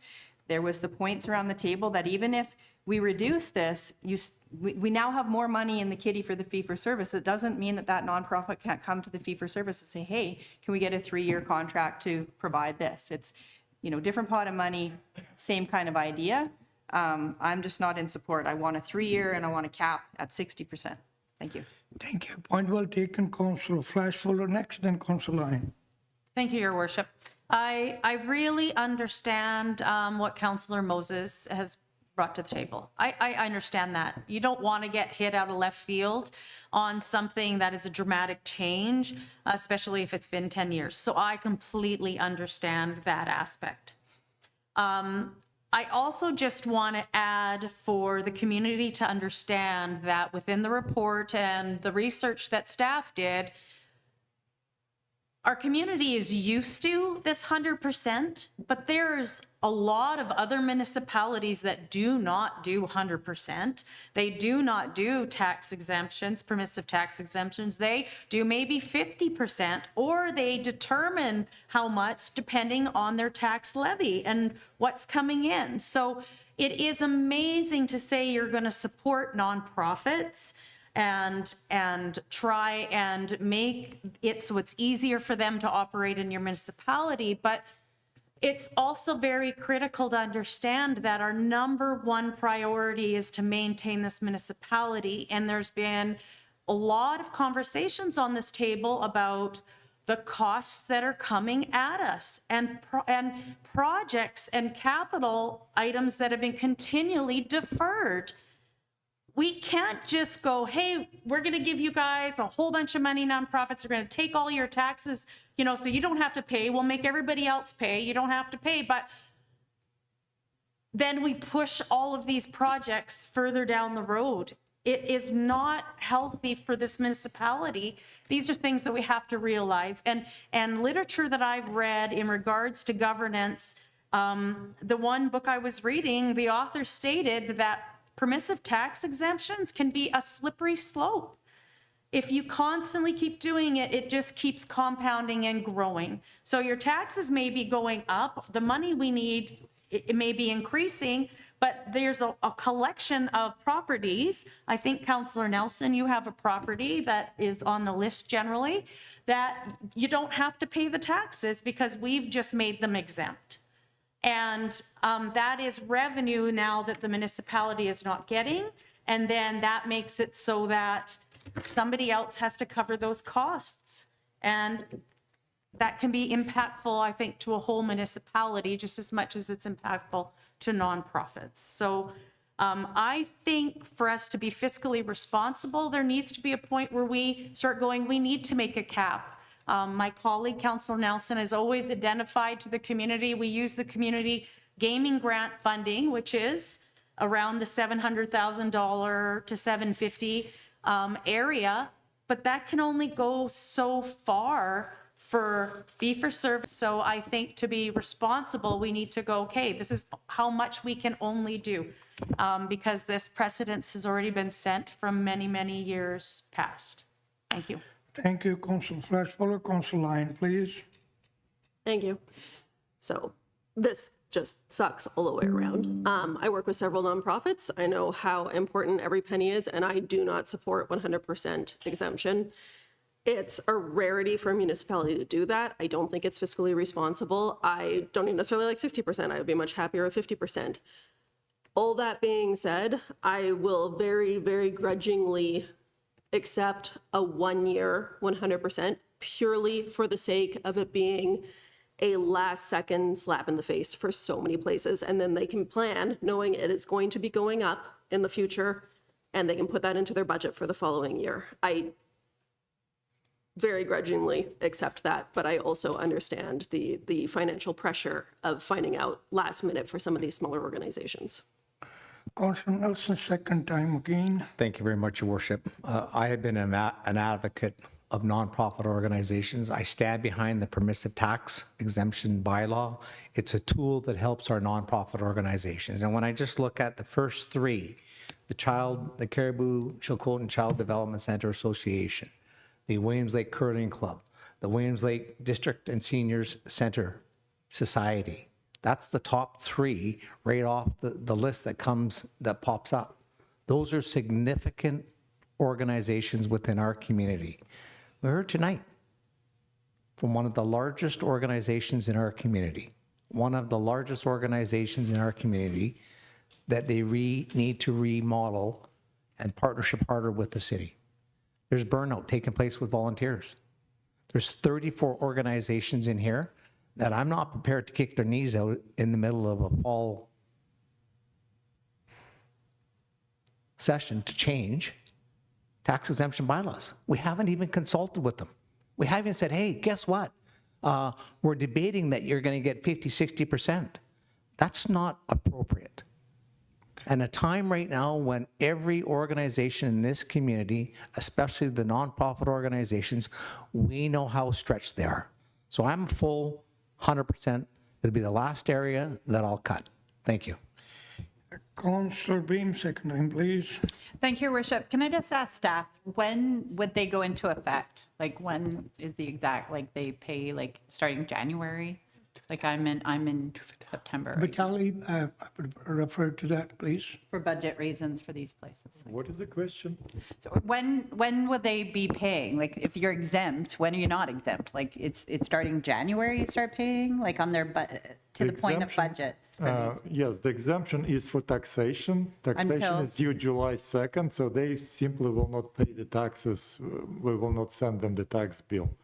They will be exempt from taxes. No, but if they did get a bill, it would start next July? So if they did not get approval for If we exemption, do the 60%? they will have to pay on July 2nd next year the taxes. Correct. On their property. The same as anybody else in the city paying taxes on the property, so this property will be paying taxes. They will receive a tax notice from the city of Williams Lake and will have to pay taxes on July 2nd. Okay, thank you. So, Go ahead, finish up. okay, sorry, to follow up on that, so I still, I've also been in numerous organizations, and I think it's hard to budget, although I'm not happy to my fellow councillors' points about having our staff have to budget and do a bylaw for a year. I still don't want to do 3 years, so I'm willing to do 1 year to do that and look at consulting, getting that in their budget so they have an extra year to do that, but I am not into, and I still want a cap. So I don't know what that's going to happen. It's going to snowball to other things. And I really, really want this to be snowballed into a fee for service, as I said in the meetings. And I think that we have been paying this, so it's not like it's out of our budget. We have been, other than the increased amounts we're being asked for. And so I still would like that cap, which is coming up, I think, in our discussion, but I will keep. And that's where it becomes, I don't know. I don't know if I think I'm okay with the year, but also capping it not at 200, I'll go up to an amount. And I guess that's where I want a friendly amendment. I don't want to go unlimited. I want to go with our budget of, I think we're at what is in our budget? Can I clarify, Vitaly, what is our budget for this? 240, 230 currently? Well, there is no budget for it. There is a current amount which we exempted in 2025. It was estimated at what amount? Approximately $290,000. 290 right now. 290. 290. Yep. So I'd be more interested, go ahead. Oh, are you got something to say to that? I just am curious, like, about the flavor then of capping that though. Like, I don't think we should go up to 300 or 330 or like, maybe it's not 200 then, because our thought was to roll that into fee for service or to do it not get rid of it. We never were. It was to roll it into, tell us what you're going to do, like in fee for service where we actually see that. So I would like to see, though, still a cap on this amount. So I'd like my fellow councillors to weigh in on that. Do we cap it though? Because I don't think, Okay. like we could then be up to 90, 95%, but it's up, I want a cap on it. You're done. I got Mr. Maraca. I'm going third time. I haven't said anything yet on this particular issue. Mr. Maraca, then I'm only going to accept one speaker third time. That would be Councillor Delaney. Then I'm going to have, you wanted to go to third time? Okay. After you two, I will have my kick on the can. Then we're going to call this motion to the board. Mr. Maraca. Thanks, Your Worship. So just further information to Councillor Bame's comments, the staff proceeded with the report, drafting it from committee of the whole based on the feedback that we received of where we wanted to be. The cap was something suggested by staff that council bought into, that they wanted to stick to the community gaming. So just to be clear, when we're talking about if you go with the applications, and that doesn't include the late applications, that's the applications for new $290,000 for the permissive tax exemptions. You're now going to have $50,000 on that for your joint grant in AIDS on top of that. So that's now leaving you, that's $340, that's going to leave you $400,000 for your fee for services, with $180,000 just going to one person, one group right now being the TDC. So the internal cap for this is your first step. So if you're not having a cap here, be prepared as you go down, you will be going into taxation and going past your community gaming funds, because your community gaming funds is limited to 750 grand. And once you go past that, it's going to be offset by taxation. And that's a decision, obviously, of council, but this goes a different direction than when we're trying to keep it within the community gamings, because you know that the declining community forest revenues and everything else are not there to draw. And you'll be taking this out of taxation. Okay, I'll do a little favor to you, Councilor Bain. Third time, Councilor Delaney, Councilor Nelson, Councilor Bain. Thank you, Mr. Mayor. Yeah, I just want to speak to the point of notification. If we pass this bylaw with a cap at 60% in a 3-year, those associations are still going to have 12 months before they get a tax bill. Or they might have 9. But even 9 months' notice is not ripping the rug out from underneath them. That's my opinion. I don't think so. And I will say that I was also the first person to say at the meeting, I'm saying this for Scott because he wasn't there. I believe that we need to be supporting our children, our seniors, and our culture. But we need to be supporting this in a way that is through our fee for service, where we can see the benefit to the community. When we give a permissive tax exemption, it's great. You keep the doors open, the people can come into the community, but we don't see that. We don't see that like the cycling club. We don't see that like the Stampede Association. We don't see that like the Conservation Society. So I still am in support of a 3-year with 60%, and we can send notice the moment this is passed. Councilor Delaney, Councilor Nelson, sir.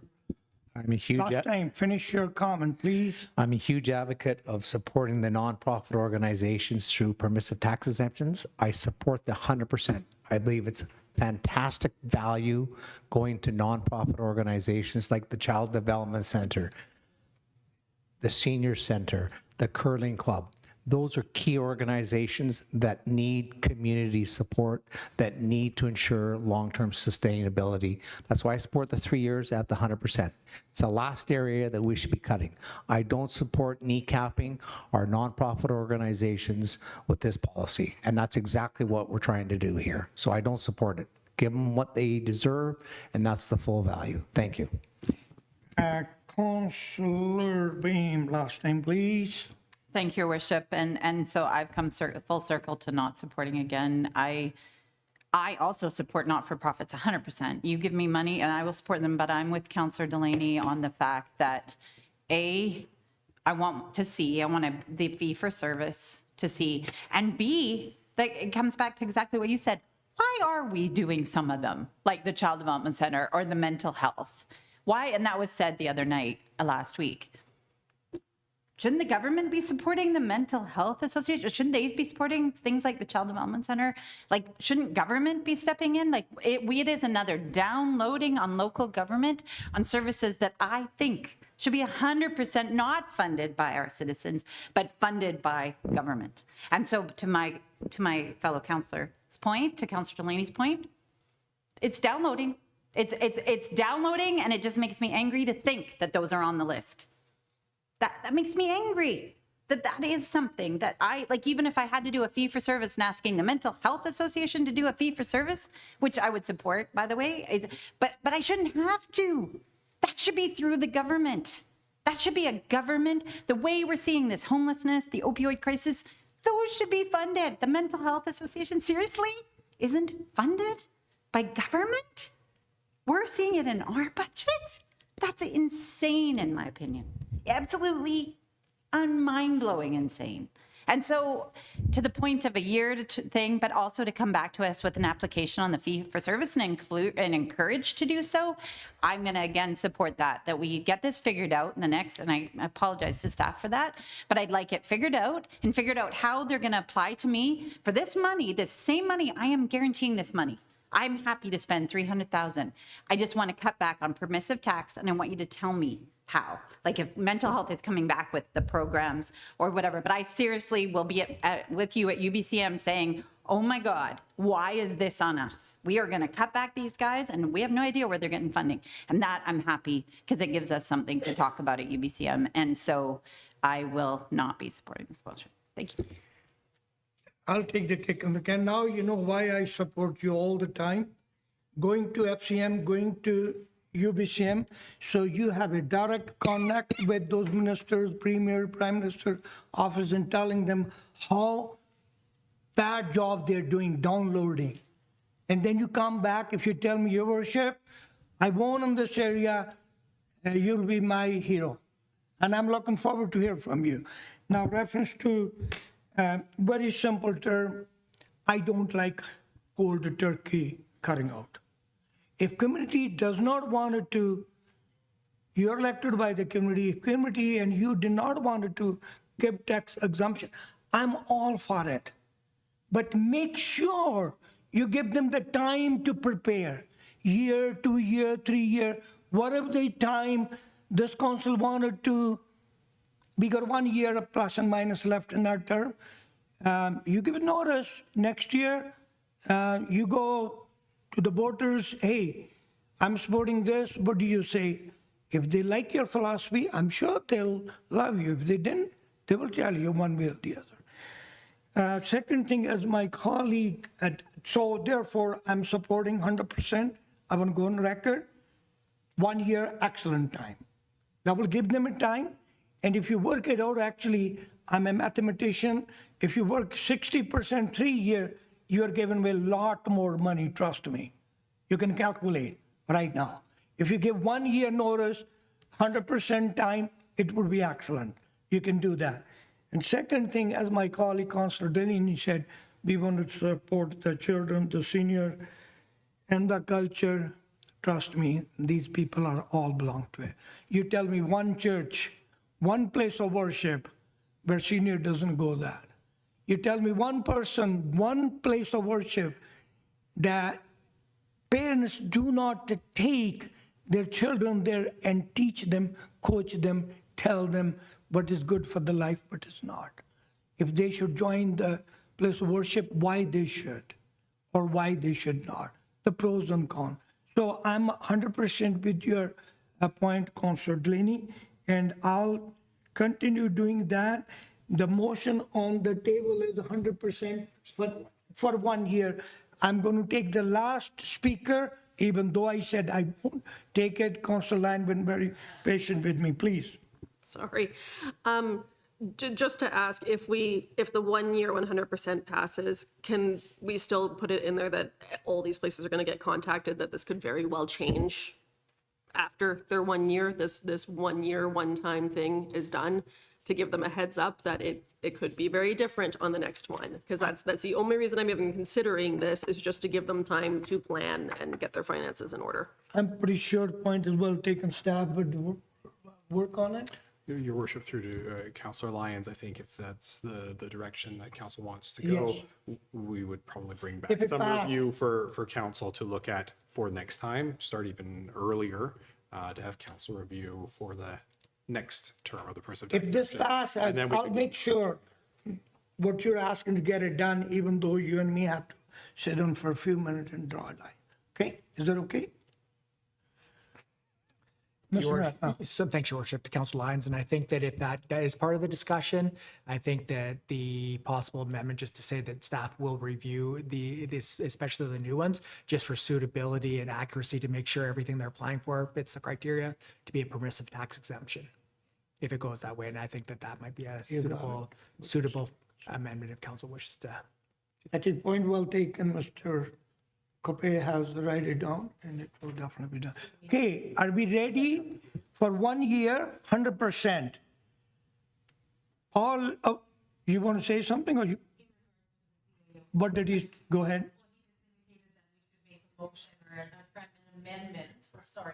Yeah, Make a motion or amendment to that, to get staff to prioritize Review. making sure that there's compliance to the tax Communicate with the- exemption in the the, point is taken, it's in the Properties. motion, I just read Okay. it, what is the main part of the motion, but Mr. Coupe has made a note. So we're of good? it. That's Okay, part of it? Okay, I'm gonna, sorry. So just to clarify, that is okay with? Yeah, it's okay with the That's moved been- and seconded. Now, I'm not going to read every word. 1 year, 100%. All in favor? 1, 2, 3, 4. Mr. Moses in favor, against? Counselor, he's in favor. I got it. I'm in favor, Your Worship. Thank you. Yes, thank you. Counselor Bain and Counselor Drainey is against 1 year and 100%. Everybody else in favor, motion passed. Mr. Sir, you was going to say something.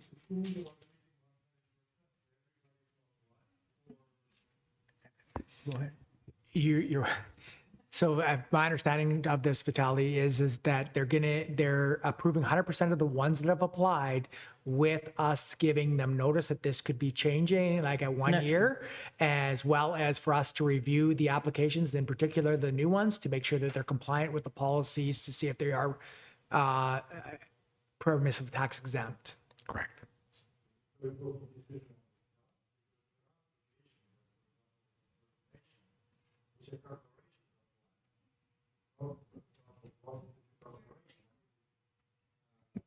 The corporations applying, like First Nations corporations, which are development corporation, which are for-profit organization, and you exempting them from permissive taxes. Is that my understanding? That's what you're voting right now for? Or you're going to review it again at some later date? So no, and my understanding of this will be staff will go through and they will have a conversation with the First Nations and new, not just First Nations, but new applicants and stuff like that. And if they are not compliant, they'll be told that they're not compliant for a full exemption on their properties where they are making properties and they're not being used for governance and cultural. Correct. Okay? Are you okay now? So then you're passing the decision not to council, but to staff. So that's my understanding. Well, there's a bylaw in place. There is no option other than to have it at the staff level at this time, and that's what we would need because we got to get the bylaw read by a certain date. So we need to move forward and we need to review these as quick as possible. 31st December. And the bylaw will come to council for approval. So that That's will right. be the So ultimate we need to decision. proceed as staff because we don't have time to have another discussion at council. I mean, this is the second 2-hour meeting on this. Before I move to the next item, I want council member to know if council or myself, the meeting is called, please try to be here for the bylaw if needed. And I don't care you zoom in or I want your presence, okay? The next item is that no late application be considered for 2026 permissive tax exemption bylaw, and that the policy be reviewed prior to the next permissive tax exemption bylaw to clarify deadline. Moved, who moved it? Councillor Delaney, Councillor Lyon seconded. Moved and seconded, I got you, Scott. I'm going to take quickly. For some of the people sitting in the gallery, particularly the Western Singh Sabha, I won't go on record, I'm not a member of the voting member of the Western Singh Sabha. It's a Sikh temple. Mr. Mully, the secretary called me that he realized all of a sudden that they haven't done this. And he came to my office, I don't know, it was a Monday or Tuesday, I told him, I can't promise him anything. Council would be dealing as a committee of the whole Tuesday night. And if he wanted, the only way he can go on the agenda is bring me a letter. They wrote the letter and he brought me the letter around 3:15, 3:30 somewhere. We was outside. And I did not get a chance to speak to him ever since till today. morning, and I told him the recommendation was not to accept by any late item. I support not only Western Singh Sabha, there was other 4, 5, maybe 6, I forgot the count. There was a few organizations did not apply. Number one, like we said earlier, 10-year people forget to apply. I want to give them a chance. Staff did not send a registered letter. I have missed so many of my letters, including my T4s, believe it or not. I stand to be corrected, and I can give you the name and number. The people brought me after months my mail. Based on that, we cannot confirm if those particular organizations, yes, city have sent letter to everybody. Have they received or not? I don't know. I can't confirm. I have no evidence. Somebody else had it, maybe some evidence, some reasons. So I requested the council that this, because we have done, I believe in the grant and aid, we have taken late applications. We may not have given them what they ask 100%, we have given them something. For example, if somebody asks 5,000, because we have some money in the budget, we could have given them $2,000, and we have. And as far as my research goes, when I talk to the staff, if we accept all the late application while giving them the chance to apply, giving them a few days, it will cost us $7,489, under $7,500. Yes, I understand it's a burden on the taxpayer, but the burden was always there. The burden is not coming from today. Burden is there.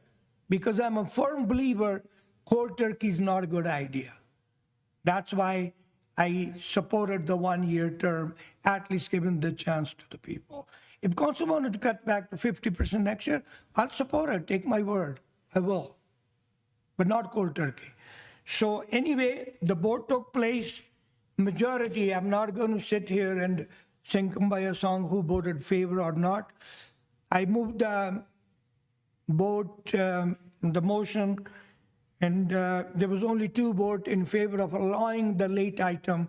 Majority was against it, so it didn't carry. The motion came that we do not allow, as the recommendation number 3 is on the table. Now, I will open the floor for anybody wanted to speak. Councilor Nelson.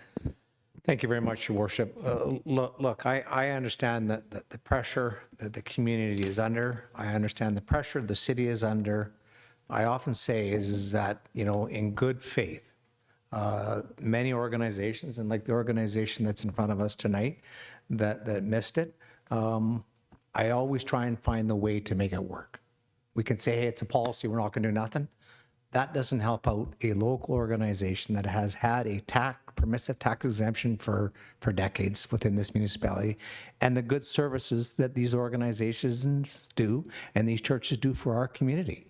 So you can turn and say, hey, we're going to stick to the policy, where I'm one where you try and find a way to make it work for these nonprofit organizations. These are volunteers. They're not getting paid tens of thousands of dollars on a monthly basis to go out and do this. These organizations are run by volunteers. And to show our support in good faith, you have to have a certain amount of good faith and flexibility. And this is a hard kneecap to nonprofit organizations that have given so much back to our community. So I'm not going to say no to somebody that happened to miss the deadline. We just passed $4,900 to an organization to help them out. There's 2 or 3 applications that are late. Provide some flexibility in these tough times right now. Let's help our nonprofit organizations out. Let's get things on track for 2026. But let's not kneecap our nonprofit organizations. Thank you, Your Worship. Just for your information, like Mr. Maracas online, I always bring the CO before anybody else, but I'm going to bypass for a second. $7,500 would come to play only if every organization, I think it's a 5 or 6, Mr. Coupe, somewhere there, whatever number is even I 4. recognize that. If they all apply. Exactly. And if 1 or 2 apply, then that number is 11. Mr. Maraca, please. I lost a hand. I think I had it. You go ahead. Thanks, Your Worship. So I think what it comes down to, and obviously it's a political decision, but the reason why we have these deadlines is to allow staff to meet bylaw requirements as well as legislative requirements. This is when we talk about permissive tax exemptions and dealing with BC assessments, we don't have the ability to just let people come in whenever they want. And I think that it's to be very clear that there has to be some responsibility to the organizations. I understand mistakes and everything like that, but we don't send the taxes out as registered mail. And I know we would all be pretty mad if they didn't pay their taxes. So I think that we just have to, if council decides to do it, it's just like there has to be some accountability on all organizations, not just the people in the audience, but we have to meet legislative deadlines, and we can't be talking about next meeting, another group come in and say, council, let's do this. You got to find another way to give them permissive tax exemption outside the legislation, because we have to do things as staff, review it, write reports and everything like that, and we just can't be taking late applications willy-nilly. Point well taken. Council Fleschler. Thank you, Your Worship. A question to staff. This indicated dollar amount that Mayor Rather has mentioned, about $7,500. Have all of those late applications come in for that, or is that just an anticipated amount if places apply that applied in the past and haven't? Like, what is this? Is this, have they come in to date? Yeah, that 7,500, has that come in to date as late requests? I think we can go to Courtney over there. The only thing is we received a letter saying we would like to apply late if it allows. Okay, thank you. Personally, right now, like when we had the discussions about creating the cap on the last committee of the whole council meeting, one of the reasons that we got to cut it off adamantly was because we had to assist staff in being able to determine financially what that was going to look like. I think personally right now, I feel because we've just done some flexibility in the last recommendation piece that we voted on, giving that year grace, considering this was a 10-year allotment. It's one of those reasons why I think 10 years is just not okay because of that reason. I would be comfortable right now personally, so I'm changing my position to say that for the applications that are in right now to this date, to this discussion, I am comfortable with, and no more hereafter, because we are still in the discussions of the bylaw. So if a group or a nonprofit has recognized they've made the request to this date right now, I'm good with that. But moving forward, absolutely no more. We do not need any more coming to the table. I'm not sure if that's feasible. Thank you. Mr. Maraca, please. Your Worship, I think this has to go again to the tallier, Courtney, because we had $7,500 in late applications, but I don't think we have any completed applications. We are on borrowed time, so there is 0 applications right now, and including the group that's in the audience, that we have not got an application right now. So we would have to go back, wait for the application, review the application, and we are on borrowed time. If I may clarify the position, the letter we received at 3:30 from Mr. Mully, sitting in the audience, he said if council allow, they can do the application by Friday, no later than Friday, because council did not authorize, they did not do any application. It's up to the council, one way or the other. As staff told you, there's no application on pending, but the Western Singh Sabha is one step ahead of everybody else. It's up to council. Mr. Maraca, please. Yeah, like I guess it's just drawing that line. So what are we going to do? Everybody that we sent a letter that didn't apply, we're going to reach out to staff and say, you missed it, so do you want to apply today? And we'll wait for you to get here. We have to get the stuff in by, when does it have to be in?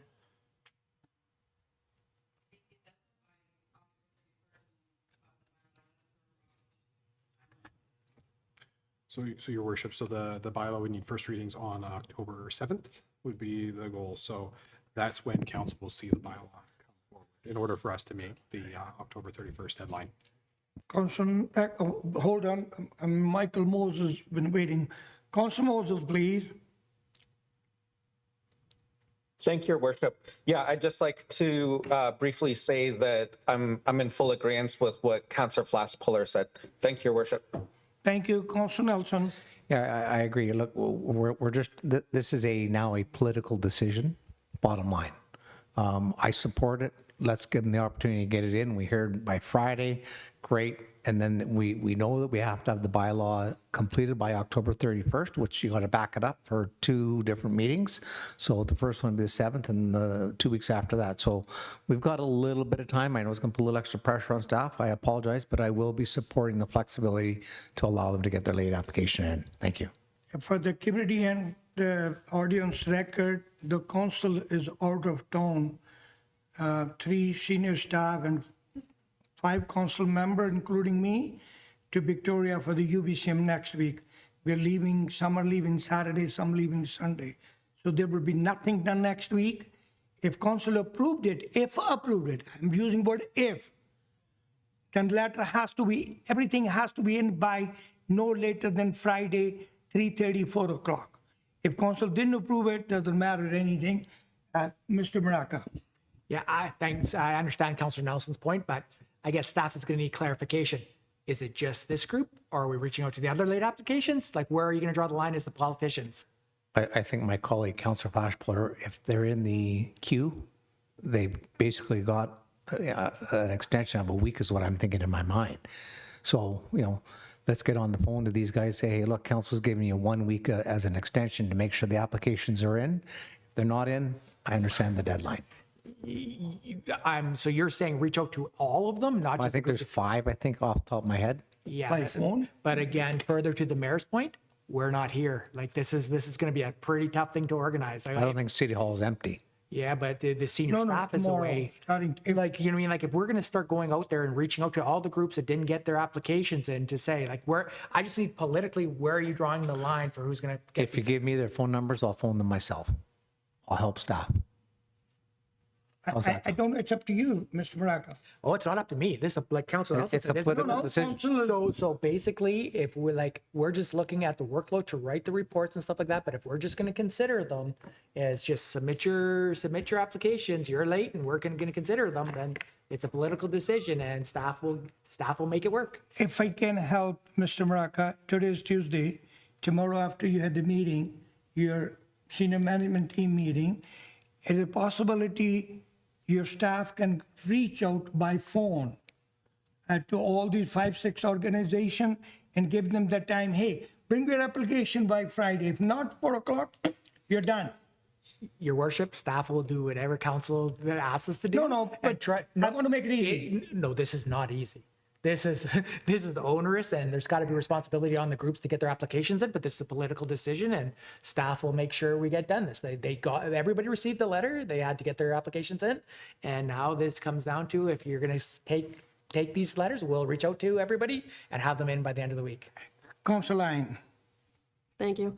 I understand it's a political decision. I also understand as a business owner, the amounts of pressure that you put on your staff. And when we've got a whole bunch of staff that are gone next week, counselors that are gone next week, this is not just a tight deadline. This is an undue amount of stress on the people involved. So there's a political decision. There's also just a business, and how much do we want to tick off our staff who are really good and we'd like to see them stick around. I know I wouldn't want to have this kind of stress put on my plate, and it's a tough one, but I don't know, everybody, it's the same thing with our property taxes. We all receive our letters, we all have to pay them, nothing goes out by registered mail. These letters went out in July, was it? I think, for the... No, it was end of August, last day of August. For the tax exemption? Yeah. That was the end of August, Courtney? I didn't... Yeah. Okay, sorry. Okay. Yeah. Thank you. Yeah, due date was end of August. Councillor Delaney. I was just sorry, gonna say, hold on. like, even when we put this kind of pressure on people and this kind of a shy deadline, that's when mistakes happen. And just all the way around, it makes me very, very nervous.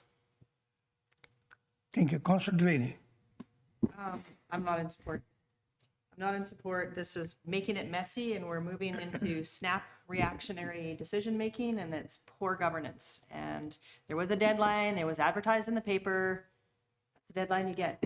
You're going to call people, you're going to call every single applicant. You can't just call the 5. You'd have to call everybody because you're saying that you're not sure if they got the mail. This is such bad practice. And then we're going to get to the rest of our agenda and we're going to make bad decisions because we're going to be fast again. It's bad governance. Thank you. Councillor Flashfuller. Thank you, Your Worship. I agree with my colleague, Councillor Delaney, absolutely. I just want to provide clarity, like my suggestion was for not to call out to everyone. My suggestion was, we've received feedback from one group already that has been avidly inquiring, and that's it. Like, this is the end of it right now. That was what I'm suggesting, not phoning everyone. I'm not sure if my colleague, Councillor Nelson, thinks differently, but that's what I was suggesting. Point well taken. Point well taken. So that on the table, the motion is we allow people in correspondence sitting in the audience, only that group, to fill the application and make sure they bring it no later than Friday. Am I correct to say? No, what are you, sorry. Your Worship, the motion that is on the floor is that no late applications. Be accepted. So that's the motion that's on the floor. There's been a lot of discussion Okay. suggestions, but the motion is still the original that was there. Okay, no late item be accepted. All in favor? 3 people in favor. Councillor Moses, are you in favor? I'm against, Your Worship. Thank you. Against? 4 people against, 3 in favor. Councillor Lyon in favor. Councillor Bain in favor. No, you are against. So I was going to make another resolution. I will get you. Councillor Delaney is defeated. Is defeated. Now, you want to say something, sorry? Well, do you want me to make a subsequent motion for what I suggested? Okay, go ahead. Go ahead, Councillor. No, you go ahead. I'll allow you to do it. Go Okay, ahead. so I'd like to make a recommendation that we allow the extension only to the individuals that have already made inquiries with the municipality about the permissive tax exemption at this time, and no others. By what time? Tell what time? Give me the time. This council meeting. No, not next council meeting. I can't have that. No, I mean have inquired so that they can put application in. Tell when? Friday. Friday. Tell Friday. I'll second the resolution. Okay, you second. Go ahead. Yeah, I think we should just make sure Courtney's at Friday. Yes. Friday, are you okay, Courtney? I want to make sure you're comfortable if they bring the application. The motion is we allow the people in correspondence to put their application in by Friday. I want to know from you what time. Friday noon. I got it. Your recommendation received it. Okay, the motion is for you folks to fill out your application and make sure every page is done by Friday noon. Noon means 11:59, not noon, 11:59 a.m. Is it clear? Moved and seconded. All in favor? Michael, are you I'm in favor, Your Worship. 4 in favor. Against? Councillor Delaney, Councillor Lyon, Councillor Bain against it. Motion carried. Good work. Thank you, guys. Number 4, that staff be directed to include city-owned properties for 100% tax exemption. So moved. Moved and seconded. All in favor or any discussion? Councillor Flashfuller. All in favor? All in favor? Oppose if any? Carried unanimously. Last but not least, staff be directed to maintain a past practice providing a 1 acre. It will be only up to 1 acre maximum land. Mr. Maraca. Your Worship, and I think that at council's discretion that we should maybe extend this to all tax exemptions to 1 acre on top of there. So the idea behind this, and correct me if I'm wrong, Mr. Coupe, is that when we were talking about the statutory requirements for faith-based like churches and stuff like that, they were getting their churches as a permissive tax exemption, and we were giving 1 acre around the church to basically allow for parking and the stuff that was happening around the church. I think that was the intent. Is that correct, Mr. Nelson? That's Yes. correct. So I think that it makes sense in staff plan that you extend this to every permissive tax exemption. Correct. Hold on, I have to seek, this is a council meeting, I never allowed the, thank you, Pastor, I appreciate it. But I like to, Pastor wanted to speak to or ask question, should I allow council, even it's my right? Absolutely. Is everybody wanted to, is it okay if I allow the pastor to ask a question? I haven't heard from the right side. Council Lyon, are you okay? Council Bain? And Council Flashfuller? Okay, but won't take more than 2 minutes, please.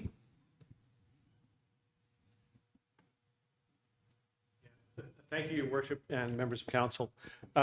Just a point of information, the best information that I can collect about houses of worship is that it's a provincial mandatory tax exemption, not a permissive. So when we received the letter telling us, and we were surprised by it because it's been a long time since we'd received it, we were surprised by that. We did file by the deadline the request for the permissive tax exemption, but everything that I can find out says provincially it's a mandatory tax exemption for houses of worship. And what I can say in just speaking for both our church as well as I'm part of the Williams Lake Pastors Fellowship, and the churches are, apart from your generous one-time beautification grant for our entryway, churches are 100% funded by by member donations. We receive zero tax dollars for our operations. So the tax exemption is very, very important to us. That might be a separate issue from the fact that, by my understanding, it's a mandatory tax exemption. So that's all I wanted to say, just by way of information.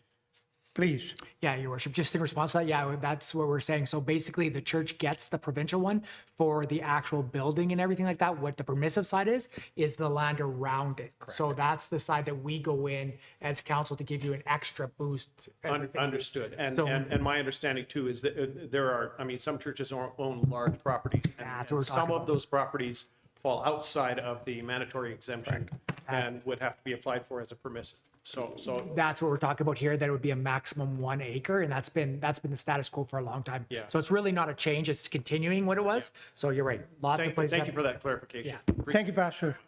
It's a chair's the privilege to allow somebody to speak from the audience or not. I've never used that power. I always ask my council member. So that was the reason I request you to hold. Thank you. Okay, moving along. Okay. So we are on item 5. No, we got to vote on that. And there's We have item 5. We're going to vote item 5, please. Thank you, Your Worship. I think, oh, sorry, that didn't come on. Thank you, Your Worship. I think what the CAO was indicating is that this council may want to put consideration of 1 acre to all. So worship, we have just added culture, so that would be now additional properties. So we should consider that. I think that's a Up to good maximum 1 acre. consideration. Yeah, I can make that, so I will make that amendment. I will second that amendment. Also worship and culture. Up to Because- Or maximum 1 any acre. applicant, all applicants. Or all applicants? All in favor of up to maximum 1 acre amendment? Oppose, if any? Councillor Delaney oppose, Oh, motion. Vitaly had a question. Oh, sorry, Batali. Could you Motion please carried. clarify if it's to all churches? Because there are 5 churches that did not apply. If they apply, they get it. If they didn't, different story. We just amended it to all properties, I believe. Go ahead, Mr. Your Maraca. Worship, to Vitaly, if the churches didn't apply for the permissive tax exemption portion on top of legislated, they don't get the permissive, according to what they've said. Okay. Okay, motion carried as amended. No, amendment carried. Motion as amended. All in favor? Oppose, if any? Councillor Delaney opposed, everybody else accepted. There's a recommendation on the bottom. Do we need to go through that? It's essentially just captured. Okay, Captain. Can I Okay. still clarify it? Because it says all houses of worship. Not only, can you amend it then and say the ones which applied for permissive tax exemption, so it's clear to the staff what we're exempting or not? Okay. So only those who applied, not all houses of worship. The ones that didn't apply wouldn't be getting permissive tax exemptions anyways, would they? Well, not as That's what a resolution Constitution is written. Yeah. but Resolution is even written so- houses of worship. So if there was a church right now that didn't apply for the permissive and they just got the statutory, we would not be giving them a permissive, right? No. But again, the resolution reads, houses of worship are getting exemption of 1 acre of land. You can say that applied for permissive tax, like, Not only the ones which applied? yeah, So that's- only the ones that applied, yeah. Okay, moving along, item number 3, budget and financial plan direction. Committee recommendation that pursuant to the Committee of the Whole Council Report number 28, 2025, the report of the Chief Financial Officer dated August 1st, 2025, be received and staff be directed to incorporate a previously deferred water project of high importance into the 5-year financial plan, and further that staff present options on how to start funds to reduce the anticipated funding gap. So moved. Moved in, somebody seconded? Council Nelson seconded. Any question, concern? Hearing none, all in favor? Carried unanimously. Again, clarification here, to which plan? So it was deferred already to 5 years away from now. Do you want to move it all to the current year? It was discussed before, so if you're putting it in the current year, you're probably looking at potentially like a taxation doubling on all the water and sewer. Go ahead. Mr. Maraca, go ahead. Baraka. Yeah, sorry, Vitaly. Vitaly was away for this one. So Vitaly, it's just one project. And staff will be bringing that forward to you as a capital project request to bring back one from the previous years and just for discussion at budget time. One project. item only. Yeah. Within the 5-year. Yes. Yeah. Okay. What it's asking. Item not number necessarily 4, coming here. 2026 budget and financial plan direction. Committee recommendation that pursuant to the Committee of the Whole Council Report number 29, 2025, during the up and coming budget process for the 2026, staff present selected action items and associated costs from the active transportation plan, and further that staff have this presentation for both council and the community engagement stages for budgetary consideration. So moved. Second. Moved in second, and Councillor Flashford. Thank you, Your Worship. Yeah, I just really feel that through all of the engagement that the Active Transportation Working Group did with the community and the amount of feedback that we got from the community with the interest in active transportation, the wants from community members, that we need to make consideration towards that. We need to link that type of stuff to our budget and our financial planning. Hence this recommendation that I put out there so that we can at least bring those concepts forward, consider them as a council, and then also present them to the community so that they can see what the costs will be. And then we can try and pursue grants to support them. I just want it to be part of the considerations. Thanks. Okay, all in favor of, oppose if any? Unanimous favor. 2026 budget, financial plan direction, general service level direction. Committee recommendation that pursuant to the Committee of the Whole Council Report number 30, 2025, staff be directed to prepare a budget that focuses on maintaining existing service levels with no new services added and no new staff positions. Moved and seconded, all in favor? Oppose if any? Carried unanimous. Correspondence, letter, please, on safety concern. Clerks note that the letter from Katie Hilborn dated September 10th, 2025 regarding safety concerns at Kiwanis Park due to drug paraphernalia being left in the park and the risks of families and children playing, and requesting a higher fence be installed around the perimeter of Kiwanis Park with gates locked overnight be received. And I will add that a report will be referred to the staff to report back what the consequences, what the cost implication going to be, et cetera, et cetera. People get the full report, then we can deal with it. If it's okay for the mover and seconder. So moved. Seconder, I need to okay. Thank you. And Councillor Beam. Thank you, Worship. Yeah, I just wanted to ask the CAO, and I know we've asked this before, is it still getting checked every morning, like the Kiwanis Park? Like I know it was with staff, like every morning. So when they're saying this, it's because it's usually kids start showing up, you drop off one kid and you're going there with the others. So I'm just curious as to timelines of when, but I mean, I don't know that it did, I don't think it addressed it in the letter from what I remember, but I know that we've asked before that the clean team and other people, our staff do go through there, right? Every morning, like there is a process. I don't think you can put up a high fence to block everybody at all hours of the day. I don't think that's realistic. Mr. Maraca. Your worship, Council Bame, yes, absolutely. We sweep the park every morning, but unfortunately, drug use doesn't happen in the middle of the night. It happens throughout the day, and you find stuff all day long, whether it's Kiwanis, whether it's Boytaniel, whether it's being any of our parking lots and stuff like that. We can't be everywhere every time, but we do sweep it every morning. We sweep the washrooms, we patrol them, but. Please.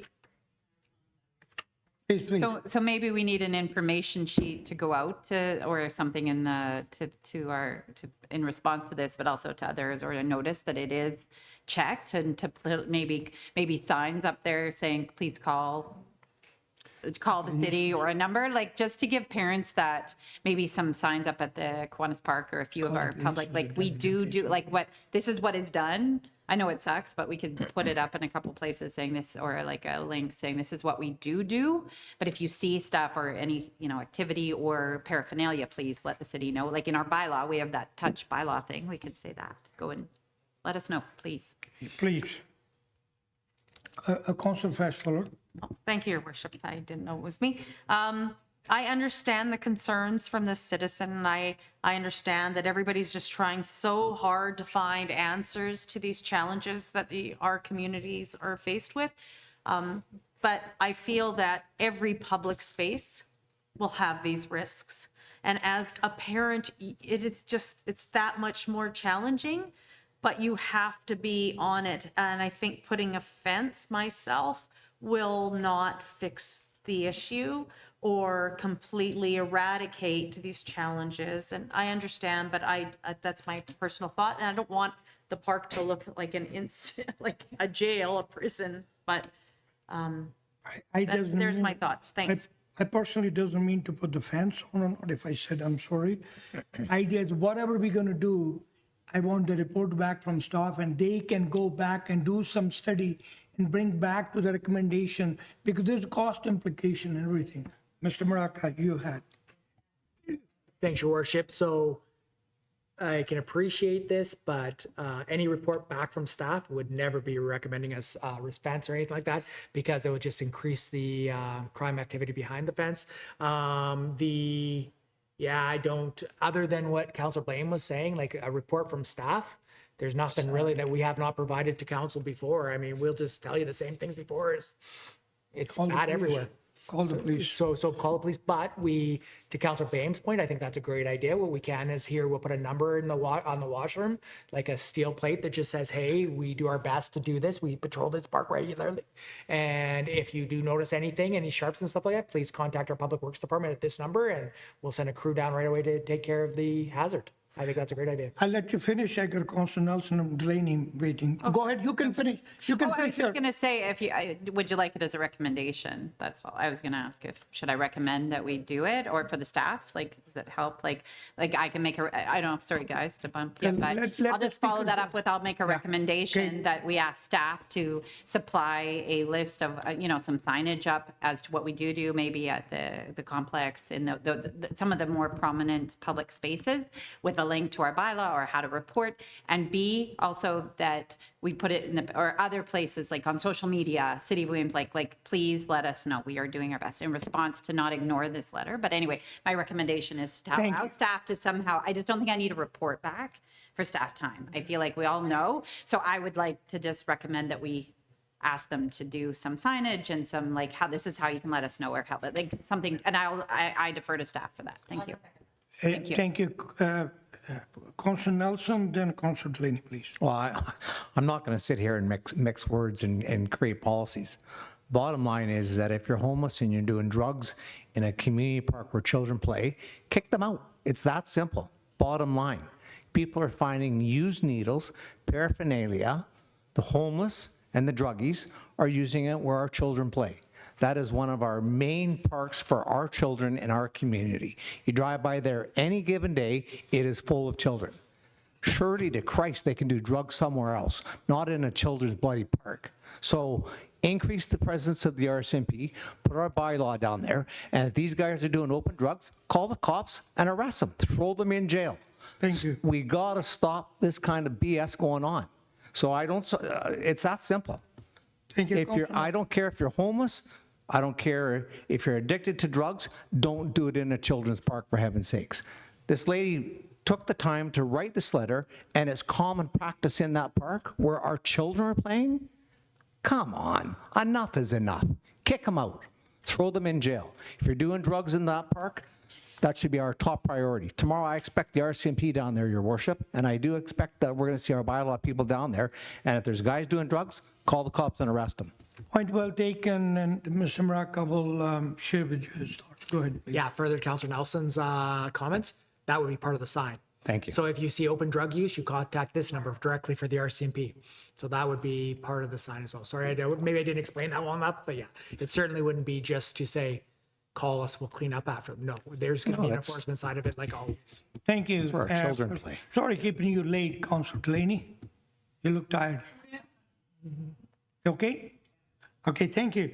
All in favor, sorry, but the motion is The initial motion that's on the table was to receive? recommendation To receive. and to get a report back, but then there was a suggestion coming in. Yeah, but the sign, that's what you said. So unless you're amending, Yeah, make the amendment. I'm suggesting, It's- I suggest deal with the first one. If you don't want to report, then vote that one down. Okay, okay, Receiving the let's do the report? first one. I thought we could do the friendly If amendment. you want to do No, it, no, it's not really an amendment, though. It's a it's motion. changing the intent of. Okay, yeah. first motion received. Everybody in favor of receiving? We're receiving the letter. And thank you. Second, now I'd like to make my motion. And carried have you got- do you know unanimously. what, Ross, or Mr. Coupe, do you know what do you want to? Yes, that's that be directed to put up signage and social media and media posts on the. On a what people should process. do when to see if they see mess, as well as the enforcement side of things. Excellent, Call thank the you. CMP or moved and seconded? I'll second that. Okay, you second it. Okay, Councilor Fletcher, go ahead. Whoa. I just want to be on the public record here. That's great to put signage up, but you better add in there to that our CEO ensure that he calls the RCMP tonight and ensure that we've got some complaints that are taking place. This is a serious issue. And I think we need to ensure that we encourage our bylaw to be in that area. Okay, They were in the area down in behind the hub building here, and we put additional RCMP on them. We put a bylaw on top of them. Now they're in the children's park, throwing around their needles. That's a bit of a problem. So I think we need to use our resources, RCMP, bylaw, put extra eyes on this. he's texting right now, looking after. Thank you the very point. much. Well I taken. appreciate that. All in favor of the motion, Councilor Beam and Councilor Flashpuller? All in favor? Opposed, if any, carried unanimously. Proclamation, please. I'm going fast. Sorry, guys. The clerks note that pursuant to the request of Kids Sport BC in their letter dated September 9th, 2025, the week of October 5th to 11th, 2025 be proclaimed Kids Sport BC powered by Sport BC Week in the City of Williams Lake pursuant to city policy. So moved. Moved and seconded, all in favor? Carried unanimously. A proclamation and light request. The clerks note that pursuant to the request of the Williams Lake Royal Purple in their letter dated September 10th, 2025, the week of October 12th to 18th, 2025 be proclaimed Purple Thursday 7 in the City of Williams Lake pursuant to city policy, and that the lights of City Hall be changed to purple during this week in recognition of Purple Thursday. So moved. Moved and seconded, all in favor? Carried unanimously. Council information package. Second. Anything you want to bring it out? Hearing none, all in favor? Done. Motion to close meeting. CO update water Sorry. treatment. Oh, sorry, my apology. CO. Thanks, Your Worship. So, I'm 90 miles an hour now. I know. Just further to Councilor Nelson's points earlier about the hoist, I just thought I'd update council that Justin Souls of BH Crane Solutions out of PG has been served as of September 8th, 2025 at 8:21 at 8:21 PM for basically not fulfilling his contractual requirements for the city of Williams Lake. And basically, the lawyers that we have involved will be using any tools that they can to recover our $50,000 that this individual basically ghosted and did not fulfill his obligations to the city of Williams Lake. Basically, took money from the city of Williams Lake taxpayer. Okay, Good work. good job, Do you have something on that? Oh, great work. Okay. good job. So I think that some of the updates would be obviously everybody's seen the ESS crews and how much work that Dave Dixon and his team have been doing over at the complex. It looks like it's kind of slowing down a little bit now and people are going home, but they were basically serving to give people a break while they're heading out towards Prince George and Kamloops, with a lot of people still staying here. Council's seen those updates. The first meeting of the Community Safety Task Force took place on Wednesday, September 10th. This meeting was centered around setting meaningful, measurable goals, with the group expressing a strong desire to take action and improve things for the community. This is the work that Sylvia is doing at the request of council to increase and evolve the situation table to have a different and more effective role, possibly, with some of the individuals that maybe fall through the cracks. Caribou Fire Center was extended the campfire ban until the end of September. West Fraser Aquatic Center reopened September 15th, and a Twilight Disc Golf event is coming soon. Councillor Delaney, do you know anything about this? No. What we didn't? No. Surprised or upset? Yeah, I think that maybe it's in, I'll find out a little bit more information on it. It says it's coming soon, so maybe they just haven't had a chance to reach out to the. It's this Saturday. Well, that answers that question, didn't it? Well, okay, well, good point. Thank you for that. That's good information. Would you like to give the update? Okay, so Public Works, all the students have completed their summer working at the city and are back at school. The logging of the Creek Valley was supposed to start September 2nd, but there was a little bit of a delay just because of the heat. And it's anybody in the logging industry or has family in the logging industry knows that once you get that certain temperature, they just can't be running equipment down there. So a little bit late, but they are starting. And I think that everybody can see that the orange banners are up for the month of September. And that's it. Any questions on the update? Water treatment next. So, water treatment plant, we have now provided our comments on the preliminary design report, and our engineering consulting team are compiling these comments. Preliminary design report has been submitted to Interior Health for comment.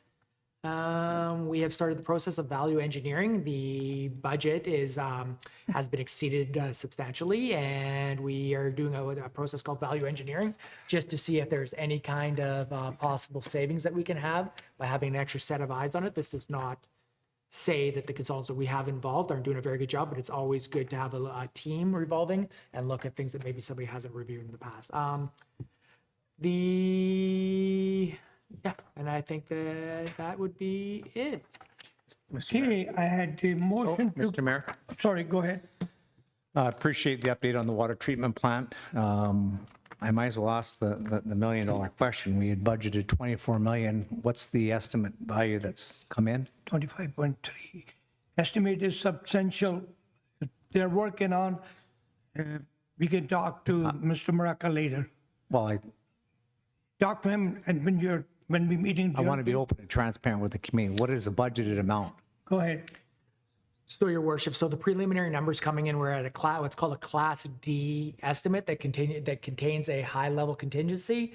We started at $24 million, and we're now at $38 million for the water treatment. 50% increase, $14 million. 50% increase right now at this time.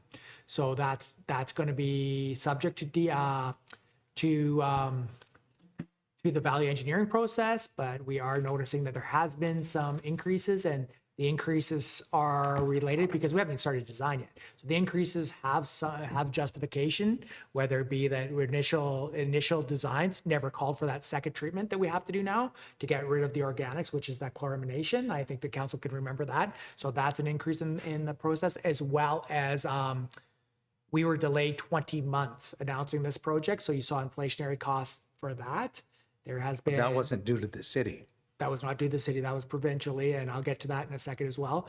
So provincially and, was that And federally, federally? federally more. As well, federally more, wasn't it? But Yeah. federally more. Yeah, yeah. So basically, and then the only other thing on that, and then with the ARC, we started with anticipating that we'd find 3 sites. We found 9, so there were increased costs there, but we found sites, which indicates they're justified, they're unforeseen and unknown.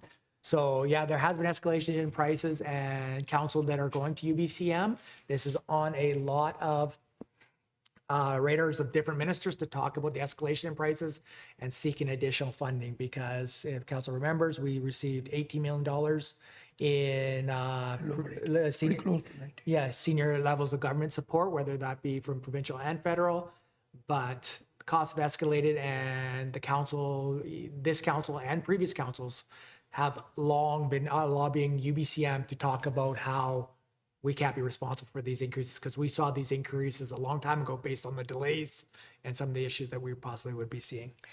A quick update, if you remember, this council sworn in 1st of November. I was given the update on 2nd November. The whole, for the water treatment on 5th of December, we received the approval from the provincial government, first thing in the morning, subject to federal. On 23rd June 28, Mr. Sajan came here to announce there was some technical mistake made. And I'll go on public saying, they say starting for the project is 2025, finishing of the project is 2025. It took a long time to bring Ottawa back on board. That's why it took us 24th October when he came. Finally, he announced it. And it was, I believe, July. He messaged me from somewhere Europe. He was doing some tour that our application is approved, but he could not work out his time till whatever the date was, October, September, when he came in town, when we announced it. That's the whole rationale. Our application was made $25.3 million, pretty close to be kissing to $19 million we received from federal and provincial. Our share was $6.3 million. Right now, the same as Mr. Maraca said, the estimate is $38 million plus or minus. So staff is working on it. Everybody's working on it. Let's see what happens. That would be the biggest task for the council member, along with me, attending UBCM in Victoria, to make sure Mr. Premier and others knows how we're going to do this. I have not opened any single RPF or tender this year which was not over, regardless the over money, 100, 200,000, 10,000, 100,000, I don't know. I don't remember that, but you've seen all the report. Every tender came over budget. Oh, no, I don't know if he answered you. I appreciate the information, because I agree that this is our chance to go and lobby.